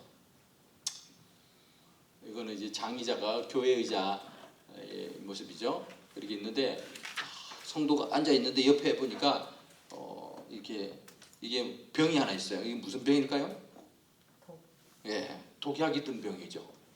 그래서 베드로후서는 교회 안에 독소가 있다는 교회 안에 이런 일이 있을 수 있을까요? 교회 안에 독소가 있을 수 있나요? 이단이 들어오기도 하죠. 우리 몸에도요 우리가 좋은 것을 열심히 먹어도요 나쁜 것이 생기기도 해요. 우리가 의도하는 바는 아니잖아요. 어느 누가 내 몸에 나쁜 것이 자랐으면 좋겠다 막 간절히 원하면서 나쁜 것만 열심히 먹는 사람은 없잖아요. 그러지 않는데도 나쁜 것이 생기죠. 어떤 사람은 그렇게 얘기하더라고요. 우리 몸에 하루에 암세포가 3,000개가 이게 생긴다고. 근데 생겼다가 없어지고 생겼다가 없어지고 하는 거고 그게 이제 극복이 안 되는 사람은 암이 자라가지고 암덩어리가 생긴다고 하는데 원해서 그러는 사람 아무도 없어요. 교회 안에도 독소가 들어올 때가 있어요. 우리가 원하는 바는 아니지만 의도적으로 사탄이 그렇게 침투를 시키는 경우도 있죠. 이단이 그렇게 만들지 하죠. 한국에서 미국에도 그런 때가 있다는데 신천지가 선량 아니 아주 신실한 그리스도인처럼 다 이렇게 와가지고는 교회 안에서 다 뿌리를 탁 잡고는 나중에는 이제 흔들기 시작하죠. 그래서 아예 통째로 교회를 신천지 교회로 뒤바꿔 놓기도 하죠. 이게 굉장히 무서운 거죠. 근데도 그것을 왜 분별하지 못하는가 하면 그냥 우리가 사람만 보니까 그래요. 사람만. 아, 저 사람 좋은 사람이야. 나한테 정말 잘해줘. 나한테 잘해주면 다 좋은 사람이야. 그게 아니잖아요. 어떤 의도로 사기꾼들도 정말 잘해주잖아요. 그러니까 다 속죠. 잘해주는 게 중요한 게 아니라 하나님 앞에서 하나님이 바른 모습으로 이렇게 사는가. 근데 어느 순간부터 이 사람이 이상해지고 막 목회자를 욕하고 자꾸 이렇게 편을 가라고 이렇게 하고 있는 것을 보면서도 아, 나랑 친하니까 나하고는 상관없으니까 이게 아니라는 거죠. 그런 교회 안에서의 잘못된 교리, 거짓 교사 이런 부분에 대해서 주의를 기울이고 배척해야 되는 것을 알려주고 있죠.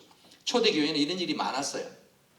그렇기 때문에 베드로 사도가 교회 공동체 안에 은밀히 찾아와서 자리 잡고 있는 그런 거짓 교사들로 인해서 교회 전체가 병이 들기도 한다라는 거죠. 그런 치명적인 영향에 대해서 대처하기 위해서는 정신 차리고 흠없이 우리 주 그리스도 예수 은혜 가운데 살아가야 한다. 이 처방책은 바른 지식 안에서 살아야 된다. 진짜를 알면은 거짓에 흔들리지 않는다는 거죠. 베드로전서 3장 18절에 보면은 오직 우리 주 예수 그리스도의 은혜와 그를 아는 지식에서 자라가라. 영광이 이제와 영원한 날까지 그에게 있을지어다 라고 말하고 있죠. 위조 지폐를 분별해내는 건 뭐 요즘에는 이제 과학기술이 워낙 발달해가지고 기계가 다 감식을 하지만 그게 없었을 당시에도 은행에서는 직원들을 어떻게 훈련을 시키는가 하면은 위조 지폐를 다 놔두고 이게 위조 지폐야 저게 위조 지폐야 이렇게 하지 않았어요.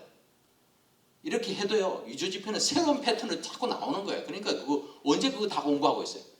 어떻게 하는가 하면은 이 진짜 돈을 주고는 맨날 그것만 만지게 하는 거예요. 진짜 돈. 그렇게 진짜 눈에 계속 익숙해지니까 이 텔러들이 돈을 막 하다가도 딱 만지는 순간에 아는 거예요. 느낌이 다르네. 재질이 다르네. 이게 계속 진짜를 만지다 보니까 조금만 달라져도 아는 거예요. 미세하게. 우리도 그래야 된다는 거죠. 진리, 하나님의 말씀에 대해서 정확하게 잘 알고 있으면요. 이거 잘못됐는데 온다면 느낌이 온다는 거예요. 우리가 뭐 신학교를 나오고 그러지 않았기 때문에 체계적인 전문적인 지식은 몰라도 그래도 가장 기초되는 그런 진리들을 알고 있으면은 이 사람이 말하는 뭔가 이상하네. 그럼 우리가 그때 경계하고 또 목회자들에게 물어볼 수도 있고 이렇게 할 수 있죠. 그렇게 하면서 대비를 할 수 있는 것이죠. 그래서 우리가 하나님의 말씀을 늘 가까이 해야 됩니다. 주님을 진짜이신 그리스도를 그분을 아는 지식에서 끊임없이 자라가면은 가짜를 우리가 물리칠 수 있다는 것입니다. 이게 베드로 사도의 거짓에 대한 처방책이었습니다. 그래서 베드로후서의 핵심 단어는 교회 안의 독소입니다. 교회 안의 독소를 경계해라 라고 말하고 있죠. 자, 그리고 히브리서는 자, 지금까지는 일반 서신은 이제 대상을 알 수 없기 때문에 편지를 쓴 사람들의 이름을 붙여서 성경에 이름을 지었어요. 그래서 야고보서는 야고보, 예수님의 동생인 야고보가 쓴 편지다. 베드로 전후서는 베드로 사도가 쓴 편지다 라고 적었어요. 근데 히브리서는 학자들이 아무리 연구를 해봐도 이거 누가 쓴지를 잘 알 수가 없는 거예요. 그래서 이거 어떤 사람은 이거 아볼로가 쓰지 않았을까? 어떤 사람은 바울이 쓴 것 같기도 한데 조금 바울 쓰시는 좀 달라요. 많이 달라요. 그러니까 이걸 함부로 정할 수가 없는 거예요. 그런데도 이 사람은 히브리인의 그 배경을 가지고 있다. 그 문화적인 배경들. 그래서 히브리서라고 이름을 지었어요. 히브리서. 누가 썼는지는 그래서 아무도 모른다. 이렇게 알고 있으면 됩니다. 어쨌든 히브리서. 이 히브리서에서는 핵심 단어가 우유에서 고기로입니다. 자, 따라해 봅시다. 우유에서 고기로. 자, 우유에서 고기로.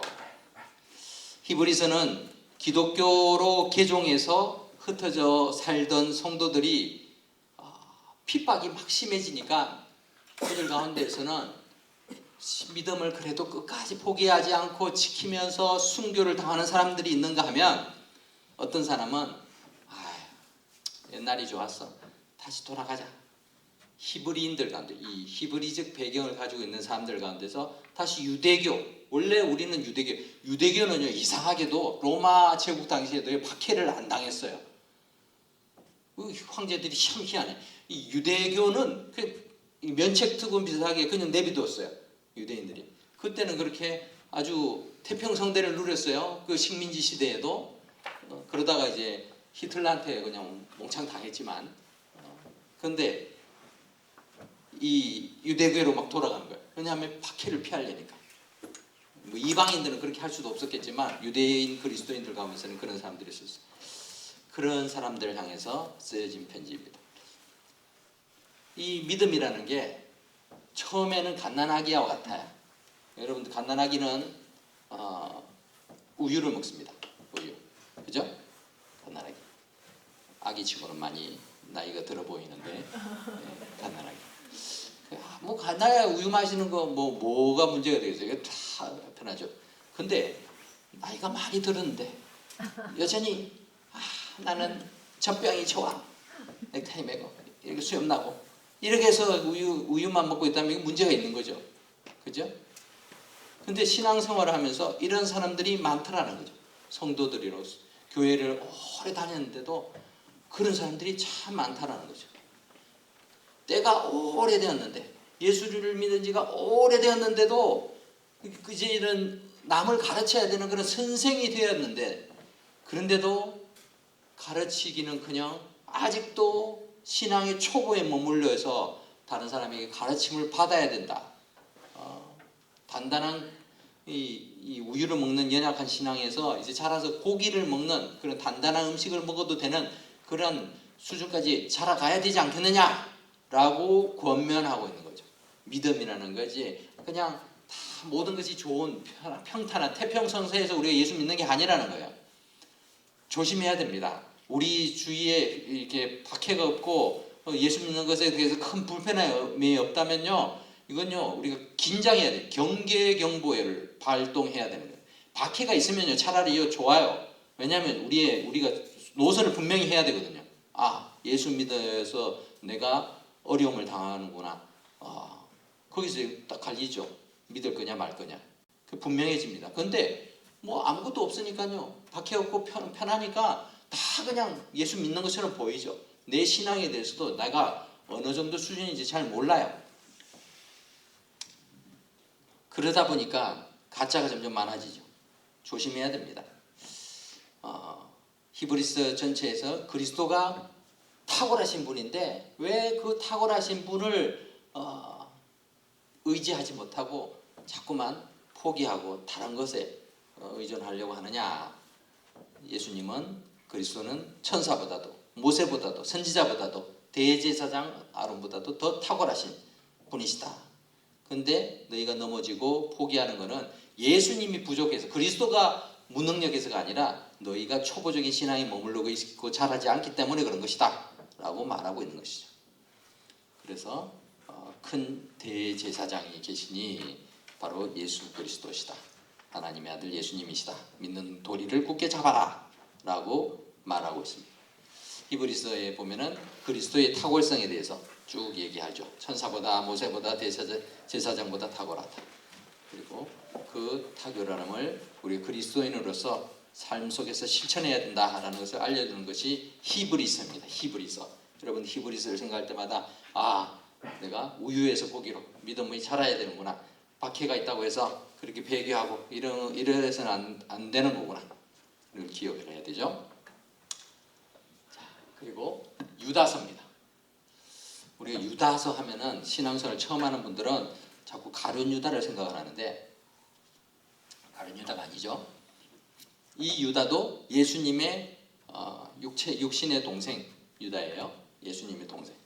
예수님의 제자 12제자 중에 유다가 아니고 예수님의 동생 유다. 유다가 예수님을 이제 나중에 구주로 믿고 또 교회의 지도자가 되어서 이렇게 편지를 썼습니다. 비록 한 장밖에 안 되는 편지이지만 유다서에서는 믿음을 위해 싸워라라고 강조를 합니다. 자, 다시 한번 같이 해봅시다.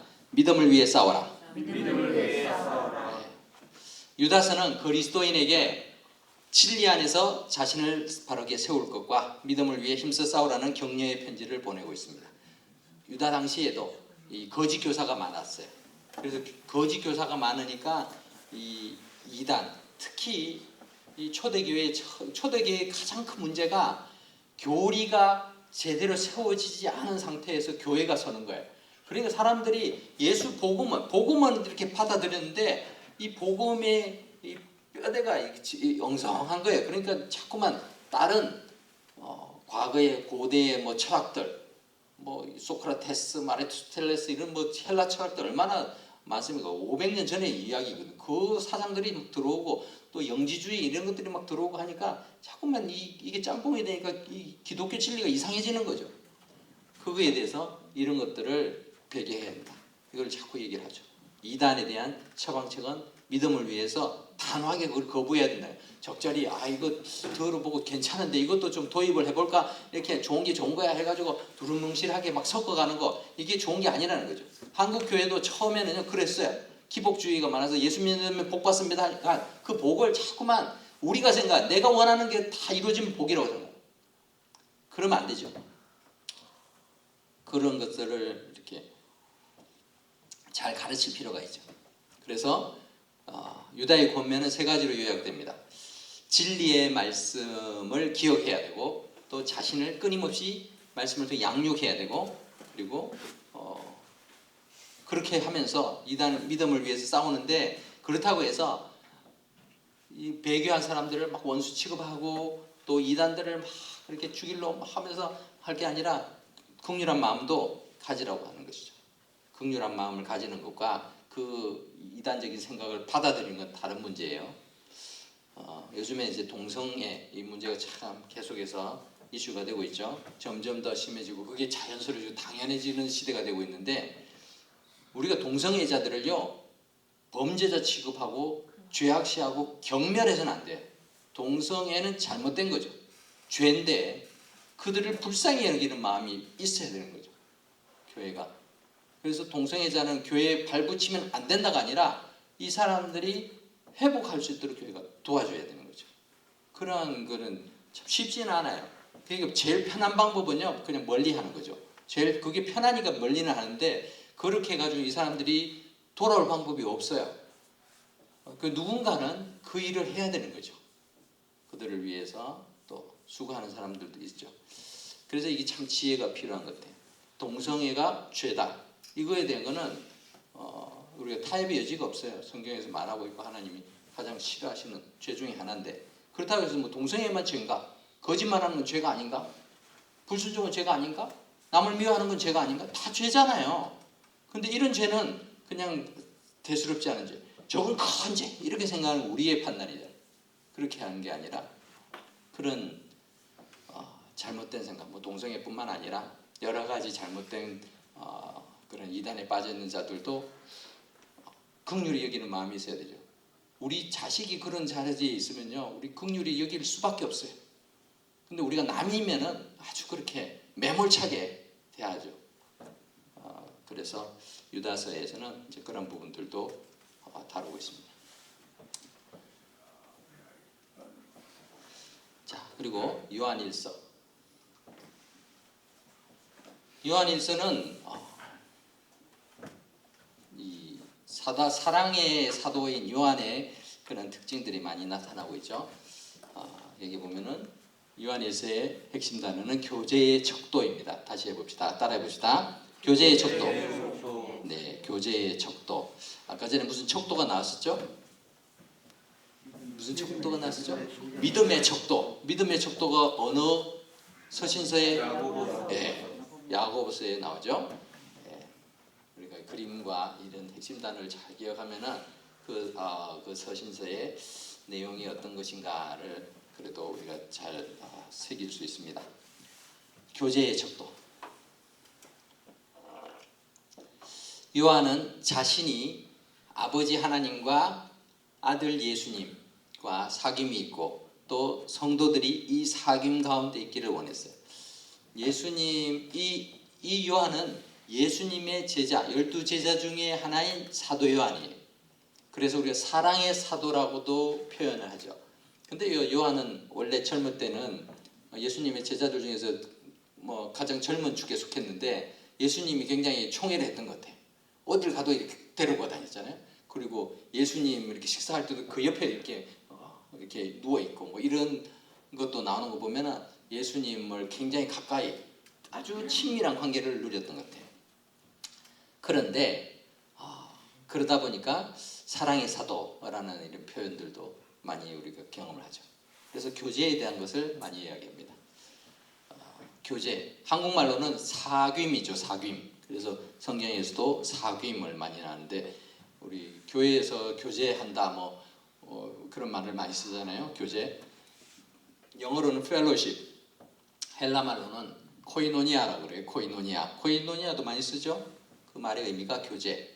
근데 원래의 뜻이 공통 분모를 갖다라는 뜻이에요. 공통 분모를 갖다. 그리고 우리가 교제를 하려면요, 공통 분모가 같아야지 교제를 할 수 있어요. 그래서 펠로십은 그리스도 안에서만 이루어지죠. 그리스도를 믿는 사람들끼리 교제가 되는 거예요. 예수 그리스도, 우리가 함께 공유하는 것이 바로 예수 그리스도이기 때문에 그렇습니다. 예수 그리스도를 함께 공유한 사람들끼리 서로 세워주는 관계가 그리스도인의 참된 교제입니다. 성경에는 서로 뭐뭐하라라는 말이 많이 나오죠. 50번 정도 나오는데 서로 사랑하라, 서로 격려하라, 서로 기도하라, 이렇게 이 모든 게 서로 하라는 게 교제에 관한 내용이에요. 그리스도인의 참된 교제의 내용들입니다. 그런데 아무리 찾아봐도 서로 헐뜯어라 이런 말 없어요. 서로 미워하라 이런 말 없죠. 서로 시기하라 이런 말 없습니다. 서로 사랑하라, 서로 기도해주고, 서로 격려해주고, 서로의 짐을 지라 이런 말들이 있죠. 왜냐하면 그게 그리스도인의 참된 교제이기 때문에 그렇게 말하고 있습니다. 요한일서는 교제의 척도인 그리스도에 대해서 말씀합니다. 그리고 앞부분에서는 우리의 사귐이 되시는 그 사귐의 기초가 바로 그리스도이시다라는 걸 말하죠. 그래서 하나님과의 사귐을 말하죠. 요한일서 1장 3절을 우리 같이 읽어볼까요? 시작. 우리가 보고 들은 바를 너희에게 전하노니 너희로 우리와 사귐이 있게 하려 함이니 우리의 사귐은 아버지와 그의 아들 예수 그리스도와 더불어 누리니라. 네, 아멘. 사도 요한은 그 사귐을 내가 누리고 있다라는 거예요. 지금 주님과 나는 사귐을 누리는데 그 사귐을 당신들도 좀 누리시기를 바랍니다라는 말이죠. 그리스도 하나님 아버지와 예수 그리스도와 그런 사귐, 그 교제가 있어야 돼요. 성도의 교제를 우리가 중요시하는 건요, 성도끼리만 교제하기 위함이 아니라 우리가 같은 공동 부모인 그리스도와의 교제의 그 기쁨을 함께 누리기 위해서 필요한 거예요. 예수님 빠진 교제는요 의미가 없어요. 그래서 교회 안에서 모이는데도요 예수님 이야기 안 하고 뭐 정치 이야기하고 뭐 취미 이야기하고 그것만 하고 있으면요 의미가 없는 거예요. 침묵해지 그거는 교회가 아닌 거죠. 그래서 그리스도 안에서 우리의 공통 부모는 그리스도시다 라는 것을 늘 우리가 기억을 해야 합니다. 그것이 요한 1세의 내용이에요. 교제의 척도, 바로 그리스도 되시는 예수님 안에서 우리가 그렇게 교제하고 있는지를 봐야 됩니다.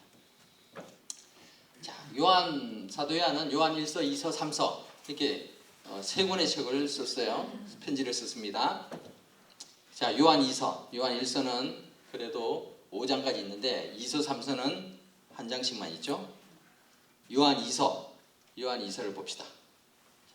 요한 2서는 문을 잠가라라는 거예요. 문을 잠가라. 왜 문을 잠그라 그럴까요? 네, 추측을 해보세요. 문을 잠가라. 문을 잠근다는 건 누가 못 들어오게 한다는 거죠. 못 들어오게, 교회에 들어오지 못해야 되는, 들어오게 해서는 안 될 것. 그게 뭔가 잘못된 교리를 가르치는 거짓 교사들, 이런 사람들을 받아들이지 말아라. 호의도 베푸지 말아라. 이 사도 요한은 오래 살았어요. 한 90세까지 사는 걸로 알고 있어요. 그러니까 점점 더 시간이 지날수록 이단은 더 왕성해졌어요.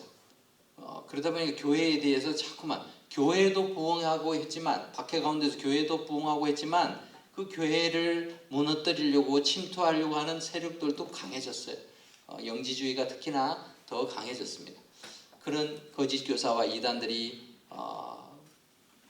이렇게 판을 치니까 그들을 마치 독약 장사처럼 취급해서 들어보내지 말아라 이렇게 말하고 있죠.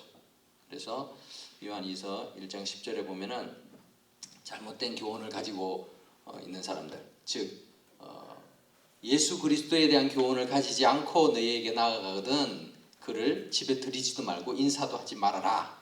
그에게 인사하는 자는 그 악한 일에 참여하는 이 대민이라 라고 말하면서 그들이 하는 건 결국 우리의 영혼을 이렇게 죽이는 일들을 하니까 이단과 상종하지 말아라 이렇게 말하고 있죠. 거짓 선생. 그 당시 컨텍스트를 우리가 잘 생각하면서 해야 됩니다. 요한 2서는 그렇게 진리에 대한 실천과 수업 어떻게 잘 지킬 것인가를 이야기해 주는 책입니다. 근데 같은 사도가 썼는데 요한 3서는 또 달라요. 자, 핵심 단어가 뭐죠? 문을 열라. 왜 열라고 할까요? 대상이 달라요. 대상이. 문 닫고 있다가 너무 답답하고 그러니까 문을 열으라는 게 아니고 지금 대상이 다른 거예요. 어떤 대상을 향해서 문을 열라고 하는가 하면은 그 당시에 박해를 피해서 이렇게 몸을 피해 숨어 다니던 그런 복음 증거자들이 많이 있었어요. 그 사람들이 찾아갈 곳이라고는 수소문해가지고 그 어느 지역에 가면은 그리스도인이 있다고 한다. 거기 가면은 가서 내 이름 대고 당신 얘기하면은 거기서 숨겨주고 재워주고 먹여줄 거다. 이런 말 한마디 듣고 달려가는 거예요. 근데 갔는데 그 사람들을 나 바쁘니까 나 피곤하니까 아니면 당신이 오면 내가 혹시나 어려움 당할 수 있으니까 문 안 열어주면 안 되겠죠. 그들을 환대하라는 거죠. 그런 사람들을 위해서 문을 열고 도와주라. 그래서 이 2장에서는 요한 2서에서는 이단을 향해서 문을 잠가라 그랬지만 3장에서는 요한 3서에서는 문을 열라라는 대상은 주 안에서 한 형제 자매가 된 그런 믿음의 성도들을 향해서 문을 열라라는 거죠. 그들을 환대해줘라. 박해를 피해서 도망다니고 있던 복음 전도자들 이런 사람들 오면은 문을 활짝 열고 대접하라라는 거죠. 오늘날도 그럴 필요가 있을 때가 있죠. 여러 선교사님들이나 또 복음 전도를 위해서 수고하는 사람들을 우리가 대할 때 그들에게 또 대접해 주는 것 참 중요합니다. 그 당시에 가이오라는 사람이 이런 사람들을 많이 대접을 했습니다. 그래서 사도 요한이 사랑하는 가이오에게 이렇게 편지를 보내죠. 그리고 가이오의 믿음을 칭찬하면서 그를 본받아서 계속 선을 행하라라고 말하죠. 근데 그와 반면에 또 디오드레베라는 이름도 들어봐요. 디오드레베 이런 사람이 있었어요. 그 사람은 오히려 책망을 하죠.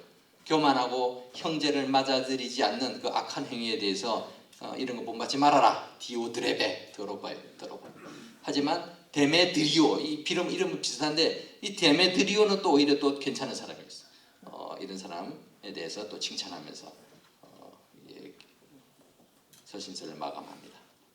자, 이렇게 요한 1서, 2서, 3서를 끝내고 마지막 이 편지가 바로 요한 3서입니다. 요한계시록입니다. 요한계시록. 요한계시록 뭔가 참 그렇죠. 다가오는 사건들, 핵심 단어가 다가오는 사건들이에요. 요한계시록은 참 모든 성도들이 어려워합니다. 그리고 궁금해합니다. 그러면서도 두려워해요. 요한계시록 보면서 막 두려워해요. 근데 우리가 요한계시록은 두려워하라고 준 책이 아니에요. 사도 요한에게 하나님이 이 편지를 이거를 기록하라고 한 거는요. 희망을 주기 위해요. 희망. 박해를 받고 있던 성도들에게 앞으로 주님이 다시 오신다. 많은 어려움이 있지만 결국은 믿음의 사람들이 승리한다. 주님이 다시 오신다 라는 것을 희망의 메시지를 보여주기 위해서 이 편지를 보는 거지 두려워하라고 준 것이 아니라는 거죠. 창세기로부터 출발했던 이 성경이 요한계시록에서 다가오는 사건들을 마지막으로 장식을 합니다. 요한계시록은 예수 그리스도의 재림, 새 하늘과 새 땅을 포함한 그런 미래적인 사건을 아주 지금 우리의 언어가 아니라 이 묵시라 그러죠. 묵시적인 언어로 이렇게 보여주고 있어요. 그래서 그거를 문자적으로 해석하기는 참 어렵습니다. 그래서 다 막 이것을 자꾸 문자적으로 끼워 맞추려는 노력들이 많아요.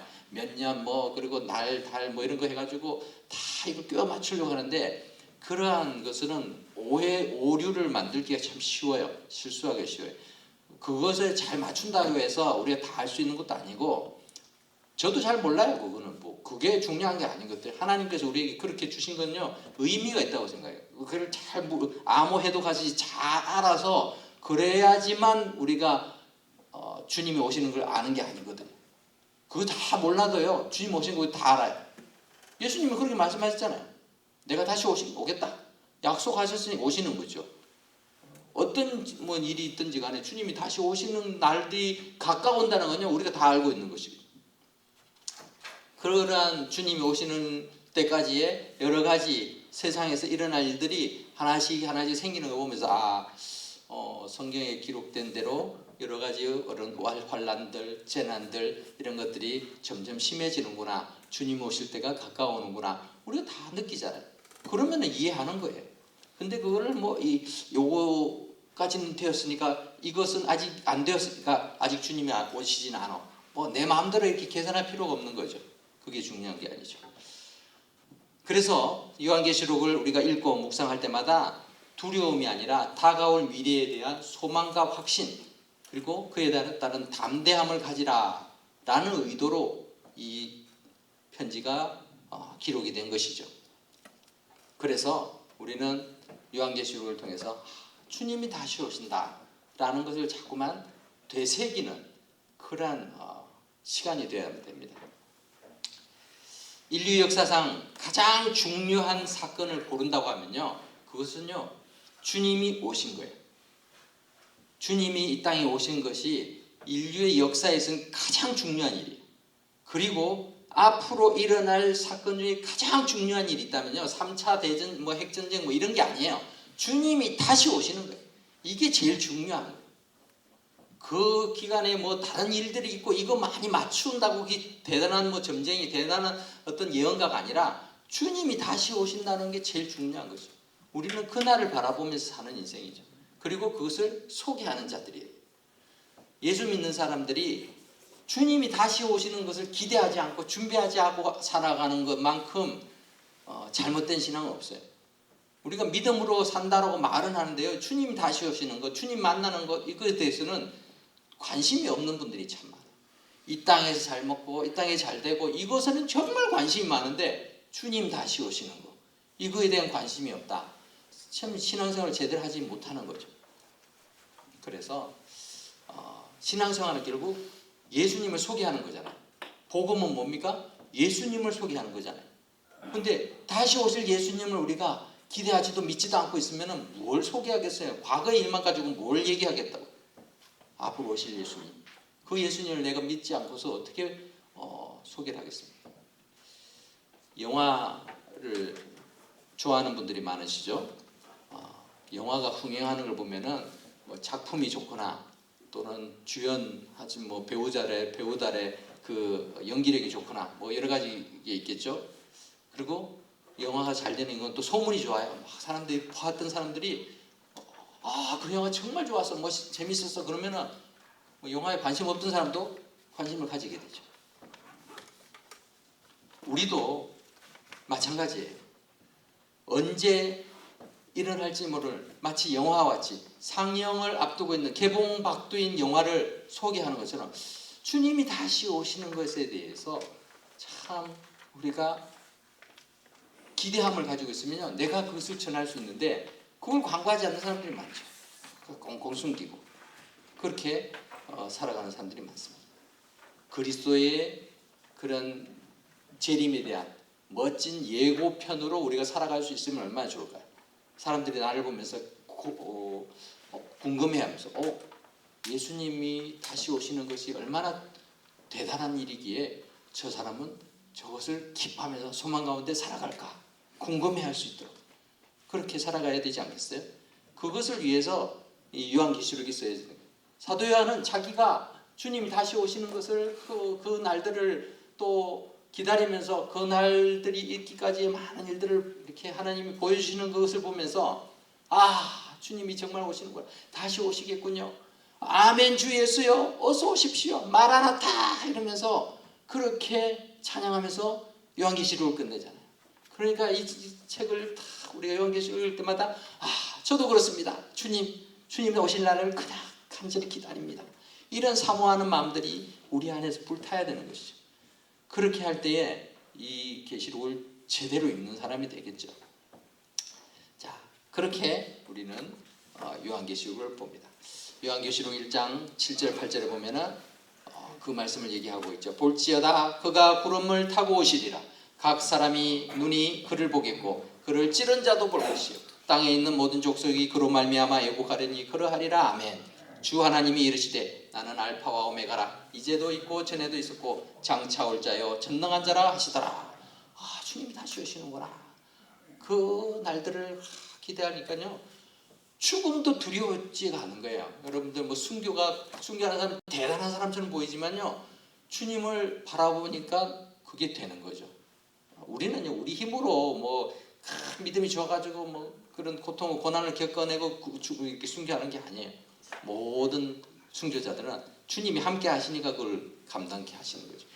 우리가 뭐 순교의 제물이 되든 어째 뭐 살아서 주님을 만나든 어떤 간에 중요한 건 주님을 다시 만날 때에 우리의 모습이 참 하나님 앞에 부끄럽지 않아요. 그리스도 앞에서 부끄럽지 않아요. 제가 이 날을 얼마나 기다리는지 모릅니다. 주님 만날 이 날이 내 인생의 가장 소중한 날이고 소망이었습니다. 이렇게 고백해야 되지 않겠어요? 그게 믿음이에요. 믿음으로 사는 사람입니다. 믿음으로 사는 사람 이 돼야 될 줄 믿습니다. 요한계시록의 개관을 보면은 뭐 7이라는 그런 상징적인 숫자들이 많이 나오죠. 7영, 촛대, 별, 7교회, 7인, 나팔, 표적, 대접 이렇게 있는데 이러한 그 상징적인 이미지를 통해 가지고 주님이 오실 날들이 점점 준비가 되고 있다. 세상을 바라보면 소망이 점점 없어진다 라는 걸 얘기해요. 옛날에는 후천년설이라는 게 있었어요. 역사적 뭐 전천년설, 후천년설 이런 게 후천년설은 세상이 막 황금기가 도래해가지고 막 찌게 된다는 거죠. 그렇게 해서 예수님이 오신다고 하는데 세상을 보니까 그럴 것 같지가 않아요. 그래서 후천년설에 대한 얘기는 없어졌어요. 그게 아니라 환란 속에서 쫙 있다가 결국 주님이 오시는 거죠. 주님이 오신다. 전천년설이 이 천년설이 중요한 게 아니라 결국은 주님이 오신다는 거에 우리가 초점을 맞춰야 되는 거죠. 앞을 내다보면서 우리가 기대해야 됩니다. 자, 우리가 이렇게 해서 이 신약의 모든 내용들을 짧게 다 간략하게 다뤄봤습니다. 여러분들이 교재에 보면은 이 모션은 다 아주 예쁜 우리 조교가 이렇게 딱 있죠. 그래서 이걸 보시면서 이렇게 따라하시면 되고 여러분들이 저를 따라했기 때문에 이걸 보시면 이게 무슨 내용인지 잘 기억을 하실 거예요. 그렇게 해서 모션을 계속 하시면 되고요. 하다 보면요 또 언젠간 또 잊어버립니다. 잊어버리지만 그래도 내가 또 이것을 배우고 싶다 하면요 디딤돌 아카데미가 그래도 여기 늘 있으니까 언제든지 오셔가지고 다시 이렇게 들으시면 돼요. 우리 교무처장님한테 말씀드려가지고 내가 다시 청강하겠습니다. 그래가지고 들으시면 됩니다. 그래서 자꾸만 새롭게 하시면은 이게 평생 여러분들이 성경을 읽는데 도움이 될 줄 압니다. 자, 우리 성경을 읽음으로써 얻는 7가지 복이 있습니다. 우리 같이 한번 읽어볼까요? 자, 1번 성경은 나를 죄로부터 떠나도록 도와준다. 2번 성경은 나의 짐을 가볍게 해준다. 3번 성경은 나의 걸음을 인도해준다. 4번 성경은 나에게 힘을 준다. 5번 성경은 나를 지혜로 인도해준다. 6번 성경은 나에게 평안을 준다. 7 성경은 나를 하나님께로 돌아가게 해준다. 네. 성경을 읽기 위해서 이것을 한 거예요. 신약 성경 안 읽고 아는 방법을 가르쳐 드리는 게 아니에요. 그죠? 하나님의 말씀, 성경 말씀을 더 가까이 하고 더 잘 이해할 수 있는 도구로 여러분들이 배운 것입니다. 이것을 잘 기억하셔서 여러분들이 매일 말씀을 묵상하는데 도움이 될 수 있기를 바랍니다.